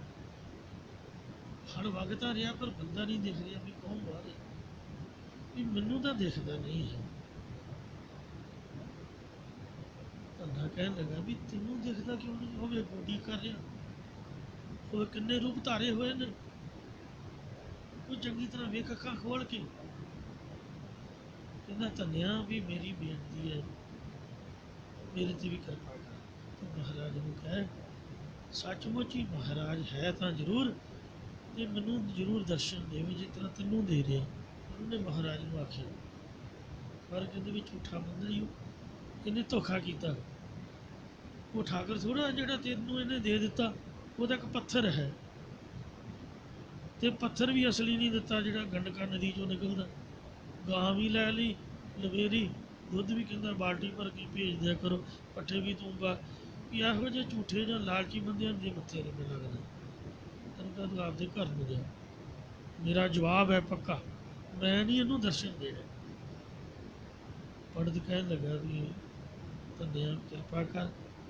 ਬਹੁਤੇ ਤਰਲੇ ਮਾਰੇ ਤੇ ਧੰਨੇ ਨੇ ਰਿਕੁਐਸਟ ਕੀਤੀ ਹੈ, ਸੱਚੇ ਪਾਤਸ਼ਾਹ ਆਖਰ ਤਾਂ ਮੇਰਾ ਗੁਰੂ ਹੈ, ਇਹਦੀ ਕਿਰਪਾ ਦੇ ਨਾਲ ਹੀ ਤਾਂ ਮੈਂ ਤੈਨੂੰ ਮਿਲ ਸਕਿਆ ਹਾਂ। ਇਹਨੇ ਮੈਨੂੰ ਜਾਚ ਸਿਖਾਈ ਹੈ, ਅਤੇ ਤਾਂ ਮੈਂ ਆਪ ਨੂੰ ਪ੍ਰਸੰਨ ਕਰ ਸਕਿਆ, ਭਾਵੇਂ ਝੂਠਾ ਅਤੇ ਸੱਚਾ, ਵੀ ਮੇਰੇ ਲਈ ਤਾਂ ਇਹ ਮੇਰਾ ਗੁਰੂ ਹੈ, ਕਿਰਪਾ ਕਰ। ਫਿਰ ਉਹਨੂੰ ਵੀ ਦਿਖਾਲੀ ਦਿੱਤੀ ਮਹਾਰਾਜ। ਉਹਦਾ ਭਲਾ ਕੀਤਾ। ਉਹ ਲੋਕਾਂ ਦਾ ਠਾਕੁਰ ਤਾਂ ਪੱਥਰ ਦਾ ਹੈ ਤੇ ਬੋਲਦਾ ਨਹੀਂ, ਖਾਂਦਾ ਨਹੀਂ। ਸਾਡਾ ਠਾਕੁਰ ਜਿਉਂਦਾ ਜਾਗਦਾ, ਬੋਲਦਾ ਵੀ ਹੈ ਤੇ ਖਾਂਦਾ ਵੀ ਹੈ। ਜਿਹੜਾ ਕੜਾਹ ਪ੍ਰਸ਼ਾਦ ਨੂੰ ਭੋਗ ਲੱਗਦਾ, ਕਈ ਤਰਕਸ਼ੀਲ ਸੁਸਾਇਟੀ ਵਾਲੇ ਉਹ ਤਰਕ ਕਰਦੇ ਨੇ ਇਹ ਤਾਂ ਇਹਨਾਂ ਦਾ ਆਪਦਾ ਹੀ ਜੁਗਾੜ ਹੈ, ਪਰ ਨਹੀਂ। ਮਹਾਂਪੁਰਖਾਂ ਨੇ ਇੱਕ ਵਾਰ ਪੂਰੀ ਮਰਿਆਦਾ ਨਾਲ ਸਰਬਲੋਂ ਦੇ ਬਰਤਨਾਂ 'ਚ ਤਿਆਰ ਪਰ ਤਿਆਰ ਤੇ ਸਿੰਘ ਦੇ ਪਾਸੋਂ ਦੇਗ ਬਣਵਾ ਕੇ ਤੁਲਾਈ ਸੀ। ਤੇ ਜਦ ਭੋਗ ਲੱਗਾ ਉਹਦੇ ਵਿੱਚੋਂ ਸਾਧ ਸੰਗਤ ਜੀਓ ਅੱਧਾ ਕਿਲੋ ਦੇਗ ਘਟ ਗਈ ਸੀ, 2.5 ਕਿਲੋ 'ਚੋਂ 2 ਕਿਲੋ ਰਹਿ ਗਈ ਸੀ। ਉਹ ਮਹਾਰਾਜ ਸੱਚੇ ਪਾਤਸ਼ਾਹ ਜਿਹੜਾ ਸੰਗਤ ਆਪਦੇ ਮੁਖ ਵਿੱਚ ਪਾਉਂਦੀ ਹੈ ਵਾਹਿਗੁਰੂ ਕਹਿ ਕੇ, ਉਹ ਸੰਗਤ ਦੇ ਮੁਖ ਰਾਹੀਂ ਗੁਰੂ ਨਾਨਕ ਸਾਹਿਬ ਜੀ ਭੋਗ ਲਾਉਂਦੇ ਨੇ। ਸਾਰਿਆਂ ਦੇ ਹਿਰਦੇ 'ਚ ਬੈਠੇ ਹੋਏ ਨੇ, ਆਪ ਕਿਰਪਾ ਕਰਨ ਵਾਲੇ ਨੇ। ਸਾਡਾ ਠਾਕੁਰ ਤਾਂ ਹੀ ਰੱਬ ਸੱਚਿਆ ਮਾਲਕ ਤੂੰ ਹੀ ਹੈ ਸਰਬ ਪ੍ਰਤਪਾਲਕ, ਸਾਰਿਆਂ ਦੀ ਪਾਲਣਾ ਕਰਨ ਵਾਲਾ ਵੀ ਤੂੰ ਹੀ ਹੈ ਤੇ ਸਾਡੀ ਵੀ ਤੂੰ ਹੀ ਪਾਲਣਾ ਕਰ ਰਿਹਾ ਹੈ। ਮੋਹਿ ਕਲਤਰ ਸਹਿਤ ਸਭ ਗੋਲਾ। ਮੈਂ ਇਕੱਲਾ ਹੀ ਨਹੀਂ, ਮੇਰੀ ਘਰ ਵਾਲੀ ਵੀ, ਮੇਰੇ ਧੀਆਂ ਪੁੱਤਰ ਆਦਿ ਪਰਿਵਾਰ ਵੀ ਤੇਰੇ ਘਰ ਦਾ ਗੋਲਾ ਹੈ ਜੀ। ਅਸੀਂ ਪਰਿਵਾਰ ਸਮੇਤ ਸਾਰੇ ਹੀ ਤੇਰੇ ਦਾਸ। ਮਾਂ ਲਾਲੀ ਪਿਓ ਲਾਲਾ ਮੇਲਾ, ਉਹ ਲਾਲੇ ਕਾ ਜਾਇਆ, ਲਾਲੀ ਨਾਚੈ ਲਾਲਾ ਗਾਵੇ, ਭਗਤ ਕਰੋ ਤੇਰੀ ਰਾਇਆ। ਜਾਂ ਅਸੀਂ ਬੁੱਧ ਰੂਪ ਇਸਤਰੀ ਤੇ ਇੰਦਰੀਆਂ ਰੂਪ ਪਰਿਵਾਰ ਦੇ ਸਮੇਤ ਸਾਰੇ ਹੀ ਤੇਰੇ ਦਾਸ ਹਾਂ ਜੀ। ਮਾਣ ਤਾਣ ਸਭ ਤੂੰ ਹੈ, ਤੂੰ ਹੈ। ਕਿਸੇ ਨੂੰ ਆਪਦੇ ਭਰਾਵਾਂ ਤੇ ਮਾਣ ਹੈ, ਕਿਸੇ ਨੂੰ ਆਪਦੇ ਕੁੜਮ ਸਕੇ ਜਵਾਈ ਤੇ ਮਾਣ। ਕਿਸੇ ਹੀ ਧੜਾ ਕੀਆ ਮਿੱਤਰ ਸੁਤ ਨਾਲ ਭਾਈ, ਕਿਸੇ ਹੀ ਧੜਾ ਕੀਆ ਕੁੜਮ ਸਕੇ ਨਾਲ ਜਵਾਈ। ਹਮਾਰਾ ਧੜਾ ਕਰ ਰਿਹਾ ਸਮਾਈ। ਸਾਡੀ ਕੋਈ ਪਾਰਟੀ ਨਹੀਂ, ਸਾਡੀ ਪਾਰਟੀ ਤਾਂ ਗੁਰਦੁਆਰਾ ਜਿੰਦਾਬਾਦ, ਇਹੀ ਸਾਡੇ ਕੰਮ ਹੋਣਾ ਹੈ। ਇਸ ਲਈ ਮਾਣ ਕਰੋ ਤੁਧੇ ਉਪਰੇ ਮੇਰੇ ਪ੍ਰੀਤਮ ਪਿਆਰੇ। ਇਹ ਪਰਮੇਸ਼ਰ ਗਿਆਨ ਰੂਪੀ ਮਾਣ ਦੇਣ ਵਾਲਾ ਤੇ ਵਿਵੇਕ ਰੂਪ ਬਲ ਦੇਣ ਵਾਲਾ, ਜਾਂ ਮੇਰੇ ਮਨ ਦਾ ਮਾਣ ਤੇ ਤਨ ਦਾ ਤਾਣ ਆਦਿ ਸਾਰਾ ਕੁਛ ਤੂੰ ਹੀ ਤੂੰ ਹੈ, ਜਾਂ ਤੂੰ ਹੀ ਮਨ ਵਿੱਚ ਹੈ, ਤੂੰ ਹੀ ਸਾਡਾ ਵਿਵੇਕ ਰੂਪ ਤਾਣ ਹੈ। ਨਾਮ ਤੇਰਾ ਮੈਂ ਓਲਾ, ਮੈਨੂੰ ਇੱਕ ਤੇਰੇ ਨਾਮ ਦਾ ਹੀ ਓਲਾ ਆਸਰਾ ਰੂਪ ਹੈ। ਮੈਨੂੰ ਇੱਕ ਤੇਰਾ ਓਲਾ ਸੁੰਦਰ ਨਾਮ ਹੀ ਗੁਰਾਂ ਦੁਆਰਾ ਪ੍ਰਾਪਤ ਹੋਇਆ ਹੈ। ਸਾਡੇ ਔਗਣ ਮਹਾਰਾਜ ਦੀ ਬਾਣੀ, ਮਹਾਰਾਜ ਦਾ ਨਾਮ ਢੱਕ ਲੈਂਦਾ ਹੈ। ਜੇ ਤਖਤ ਬੈਸਾਲਾ ਹੈ ਤਉ ਦਾਸ ਤੁਮਾਰੇ। ਮਹਾਰਾਜ ਕੌਣ ਕੋ ਕਲੰਕ ਰਹਿਓ ਰਾਮ ਨਾਮ ਲੇਤ ਹੀ, ਪਤਿਤ ਪਵਿੱਤ ਭਏ ਰਾਮ ਕਹਿਤ ਹੀ। ਜਿੰਨੇ ਮਰਜੀ ਔਗਣ, ਜਿੰਨੇ ਮਰਜੀ ਪਾਪ ਹੋਣ, ਵਾਹਿਗੁਰੂ ਦਾ ਨਾਮ ਕਹਿਣ ਤੋਂ ਸਾਰੇ ਲੁਕ ਛਿਪ ਜਾਂਦੇ, ਖਤਮ ਹੋ ਜਾਂਦੇ ਨੇ, ਕਲੰਕ ਮਿਟ ਜਾਂਦੇ ਹਨ। ਇਸ ਲਈ ਤੇਰਾ ਨਾਮ ਸਾਡੇ ਔਗਣਾਂ ਨੂੰ ਓਹਲੇ ਰੱਖਣ ਵਾਲਾ ਹੈ, ਸਾਡਾ ਆਸਰਾ ਹੈ। ਇਹ ਵਾਹਿਗੁਰੂ ਜੀ, ਇਹ ਪਰਮੇਸ਼ਰ ਜੀ, ਜੇਕਰ ਤੂੰ ਮੈਨੂੰ ਪ੍ਰਤੱਖ ਰਾਜ ਸਿੰਘਾਸਨ 'ਤੇ ਬਿਠਾ ਦੇਵੇਂ ਤਦ ਵੀ ਮੈਂ ਤੇਰਾ ਸੇਵਕ ਹੀ ਹਾਂ। ਮਹਾਰਾਜਾ ਰਣਜੀਤ ਸਿੰਘ ਹਮੇਸ਼ਾ ਜਦ ਕੁਰਸੀ 'ਤੇ ਬੈਠਦਾ ਸੀ, ਸਿੰਘਾਸਨ 'ਤੇ ਕਦੀ ਨਹੀਂ ਸੀ ਬੈਠਾ। ਕਹਿੰਦਾ ਸਿੰਘਾਸਨ ਤਾਂ ਮੇਰੇ ਗੁਰੂ ਰਾਮਦਾਸ ਮਹਾਰਾਜ ਦਾ ਹੈ। ਉਹ ਕੁਰਸੀ ਚੇਅਰ ਅਜੇ ਵੀ ਉਹਦੀ ਸੋਨੇ ਦੀ, ਮੈਂ ਉਹ ਲੰਡਨ ਮਿਊਜ਼ੀਅਮ, ਵਿਕਟੋਰੀਆ ਮਿਊਜ਼ੀਅਮ 'ਚ ਦੇਖ ਕੇ ਆਇਆ, ਪੂਰੀ ਲੈ ਕੇ ਜਾਂਦੀ ਬਾਕੀ। ਕਈ ਚੀਜ਼ਾਂ ਮਹਾਰਾਜ ਦੀਆਂ ਤਾਂ ਆ ਗਈਆਂ, ਬਲਕਿ ਹੋਰ ਸ਼ਾਸਤਰ ਵੀ, ਉਹ ਚੇਅਰ ਉੱਥੇ ਹੀ ਹੈ, ਉਹਨਾਂ ਨੇ ਲਾਈ ਹੋਈ ਹੈ। ਜਿੱਥੇ ਜਿੱਥੇ ਰਾਜ ਕੀਤਾ ਉਹਨਾਂ ਦੀਆਂ ਚੀਜ਼ਾਂ ਉਹਨਾਂ ਨੇ ਸ਼ੋਅ 'ਚ ਲਾਈਆਂ ਹੋਈਆਂ ਨੇ। ਚੇਅਰ 'ਤੇ ਬੈਠਦੇ ਅਤੇ ਆਪ ਦਾ ਮੂੰਹ ਗੁਰੂ ਰਾਮਦਾਸ ਵੱਲ ਕਹਿੰਦੇ ਹੋਣਾ ਚਾਹੀਦਾ, ਅੰਮ੍ਰਿਤਸਰ ਸਾਹਿਬ ਵੱਲ। ਹਮੇਸ਼ਾ ਹੀ ਪੰਜਾਂ ਪਿਆਰਿਆਂ ਦਾ ਸਤਿਕਾਰ ਕਰਦੇ। ਪੰਜ ਪਿਆਰੇ ਉਹਨਾਂ ਨੇ ਮਹਿਲਾਂ 'ਚ ਰੱਖੇ ਹੋਏ ਸੀ। ਕੋਈ ਵੀ ਗੱਲ ਹੋਣੀ ਉਹਨਾਂ ਕੋਲ ਅਰਦਾਸ ਕਰਾਉਣੀ, ਉਹਨਾਂ ਨੂੰ ਮੋਹਰੇ ਲਾਉਣਾ ਕਿ ਮਹਾਰਾਜ ਜੇ ਤੂੰ ਸਿੰਘਾਸਨ ਵੀ ਦੇਵੇਂ ਤਾਂ ਵੀ ਮੈਂ ਤੇਰਾ ਸੇਵਕ ਦਾਸ ਹੀ ਹਾਂ, ਅਤੇ ਜੇ ਮੈਨੂੰ ਧੰਨੇ ਵਾਂ ਘਾਈ ਬਣਾ ਲਏ ਇਹ ਸੱਚੇ ਪਾਤਸ਼ਾਹ ਅੱਗੇ ਦੱਸਦੇ ਹਨ। ਦਾਸ ਵਡਾਵਹਿ ਗੀਤਕ ਬੋਲਾ। ਜੇ ਮੈਨੂੰ ਘਾਈ ਬਣਾ ਕੇ ਮੈਥੋਂ ਘਾਈ ਵਡਾਉਣਾ ਖੁਦਵਾਉਣਾ ਚਾਹੇ ਤਾਂ ਮੈਂ ਕਿੰਨਾ ਕੁ ਬੋਲਣਾ ਹੈ, ਭਾਵ ਮੈਂ ਫਿਰ ਵੀ ਤੇਰਾ ਦਾਸ ਹੀ ਬਣ ਕੇ ਰਹੂੰਗਾ। ਇਹ ਪਰਮੇਸ਼ਰ ਹੈ, ਜੇਕਰ ਤੂੰ ਮੈਨੂੰ ਸਰੂਪ ਦੇ ਤਖਤ 'ਤੇ ਬਿਠਾ ਦੇਵੇਂ ਤਦ ਵੀ ਮੈਂ ਤੇਰਾ ਸੇਵਕ ਹਾਂ। ਜੇਕਰ ਤੂੰ ਮੈਥੋਂ ਵਿਸ਼ੇ ਰੂਪੀ ਘਾਹ ਵਡਾਉਂਦਾ ਰਹੇ, ਭਾਵ ਮੇਰਾ ਸੰਸਾਰੀ ਜੀਵਨ ਬਣਾ ਦੇਵੇ ਤਾਂ ਮੈਂ ਕਿੰਨਾ ਕੁ ਬੋਲਣਾ, ਭਾਵ ਤੇਰੇ ਅੱਗੇ ਮੈਂ ਬੋਲ ਨਹੀਂ ਸਕਦਾ ਹਾਂ। ਇਸ ਤੁਕ ਅਨੁਸਾਰ ਇੱਥੇ ਇੱਕ ਸਿਧਾਂਤ ਨੂੰ ਸੌਖਾ ਸਪਸ਼ਟ ਕਰਨ ਵਾਲੀ ਇਤਿਹਾਸ ਦੇ ਵਿੱਚ ਸਾਖੀ ਮਿਲਦੀ ਹੈ ਕਿ ਸ੍ਰੀ ਗੁਰੂ ਗੋਬਿੰਦ ਸਿੰਘ ਸਾਹਿਬ ਜੀ ਦੇ ਕੋਲ 52 ਕਵੀ ਸੁਸ਼ੋਭਿਤ ਸਨ। ਇੱਕ ਵਾਰ ਇੱਕ ਚੰਦਨ ਨਾਮ ਦਾ ਕਵੀ ਆਇਆ, ਜਿਹਨੂੰ ਆਪਣੀ ਵਿੱਦਿਆ ਦਾ ਬਹੁਤ ਮਾਣ ਸੀਗਾ। ਇਹ ਸਤਿਗੁਰਾਂ ਦੇ ਪਾਸ ਆਇਆ ਅਤੇ ਅਭਿਮਾਨ ਵਿੱਚ ਬੋਲਿਆ ਕਿ ਤੁਹਾਡੇ ਕੋਲ ਇੰਨੇ ਕਵੀ ਰੱਖੇ ਹੋਏ ਨੇ, ਮੈਂ ਜਾਣਨਾ ਚਾਹੁੰਦਾ ਕਿ ਇਹ ਵਿੱਦਿਆ ਵਿੱਚ ਨਿਪੁੰਨ ਵੀ ਹਨ ਜਾਂ ਇਹਨਾਂ ਕਵੀਆਂ ਦਾ ਟੋਲਾ ਐਵੇਂ ਇਕੱਠਾ ਕੀਤਾ ਹੋਇਆ। ਮਾਫ਼ ਕਰਨਾ, ਗੁਰਦੁਆਰੇ ਚੋਲਿਆਂ ਵਾਲਿਆਂ ਨੂੰ ਤਾਂ ਲੋਕ ਸਮਝਦੇ ਵੀ ਇਹ ਅਨਪੜ੍ਹ ਨੇ ਅਤੇ ਇਹ ਬੇਸਮਝ ਲੋਕ ਨੇ, ਸਮਝਦਾਰ ਤਾਂ ਅਸੀਂ ਹੋਈ ਹਾਂ।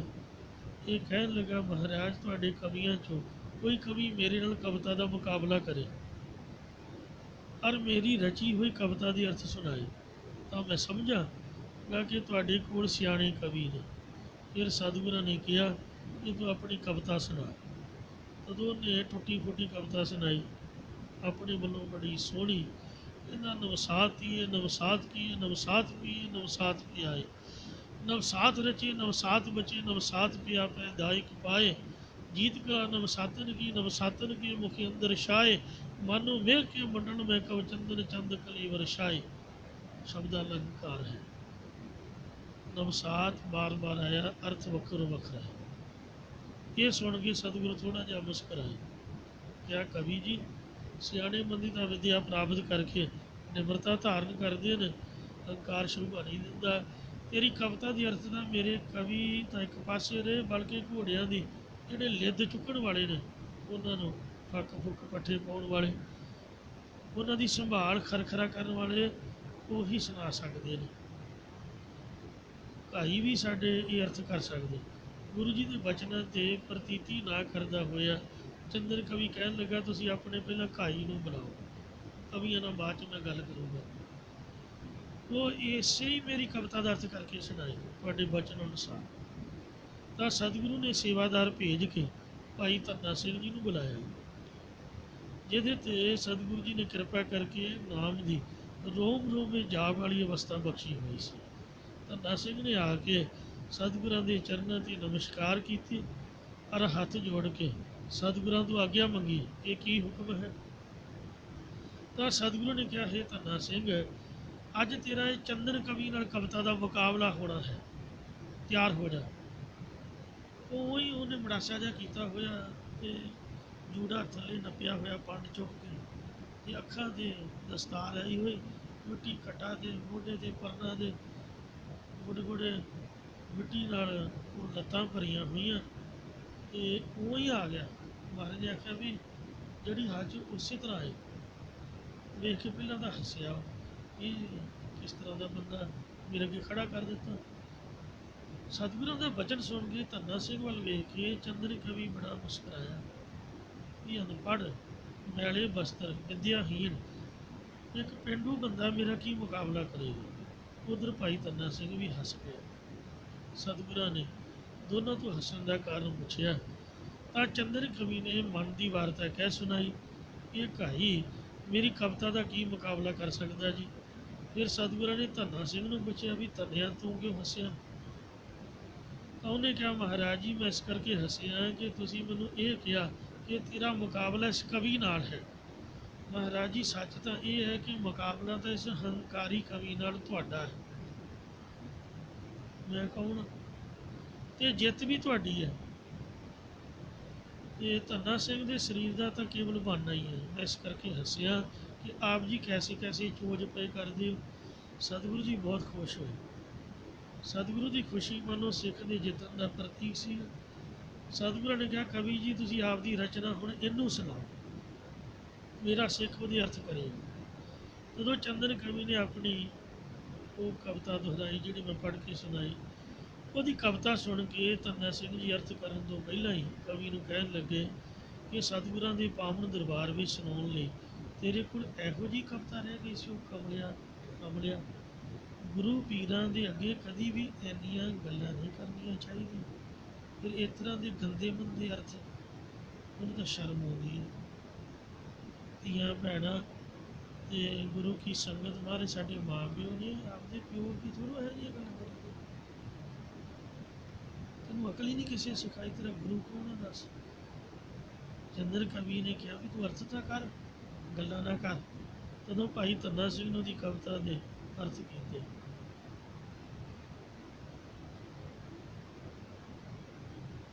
ਨਵਸਾਤ ਤੀਏ, 9 ਤੇ 7 ਕਿੰਨੇ ਹੁੰਦੇ ਨੇ ਦੱਸੋ।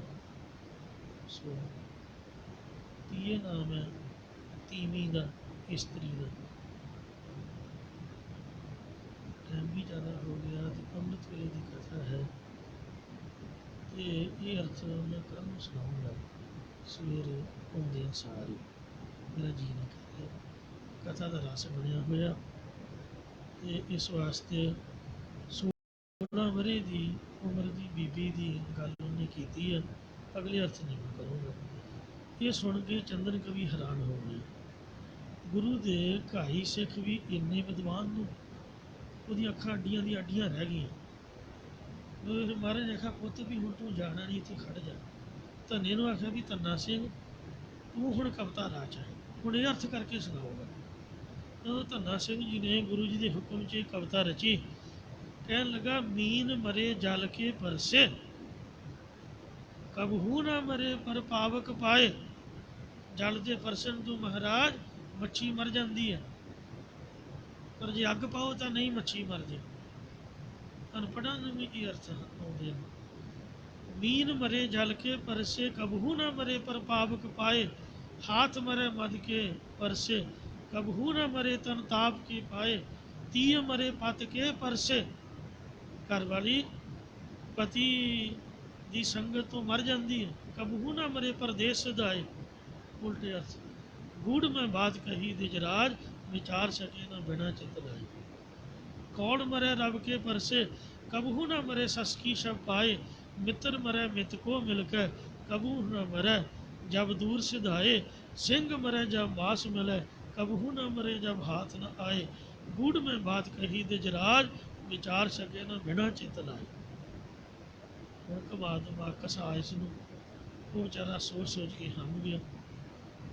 ਚੰਦਨ ਕਵੀ ਧੰਨੇ ਦੀ ਉਚਾਰੀ ਕਵਿਤਾ ਦਾ ਇੱਕ ਵੀ ਅਰਥ ਨਾ ਕਰ ਸਕਿਆ, ਕਿਉਂਕਿ ਸਾਰੇ ਉਲਟੇ ਅਰਥ ਬਣਦੇ। ਉਹ ਧੰਨਾ ਸਿੰਘ ਤੇ ਗੁਰੂ ਜੀ ਦੇ ਚਰਨੀ ਪੈ ਗਿਆ ਤੇ ਮਾਫੀ ਮੰਗੀ।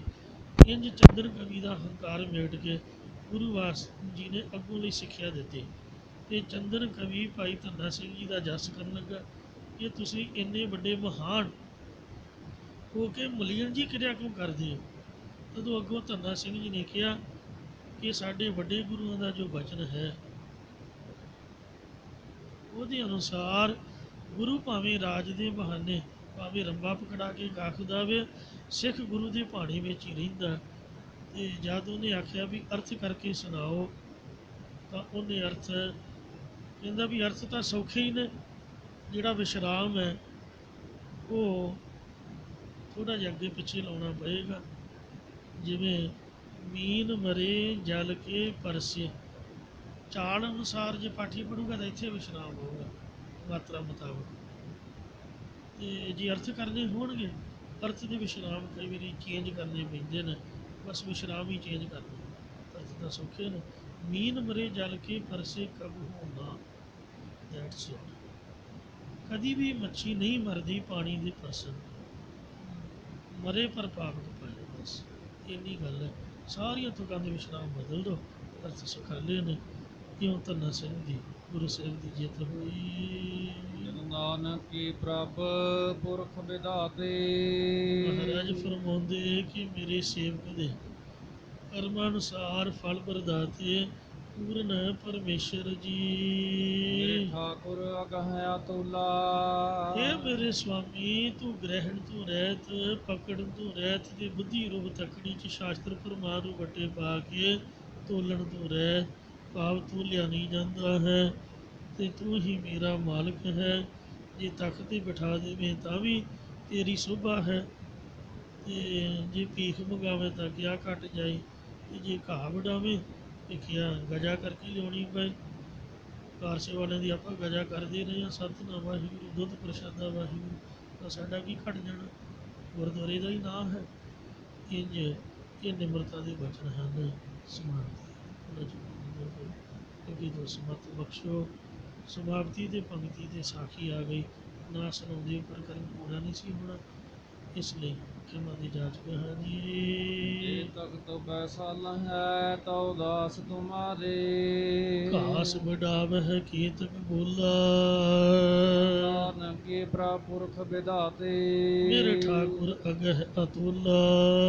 ਵਾਹਿਗੁਰੂ ਜੀ ਕਾ ਖਾਲਸਾ, ਵਾਹਿਗੁਰੂ ਜੀ ਕੀ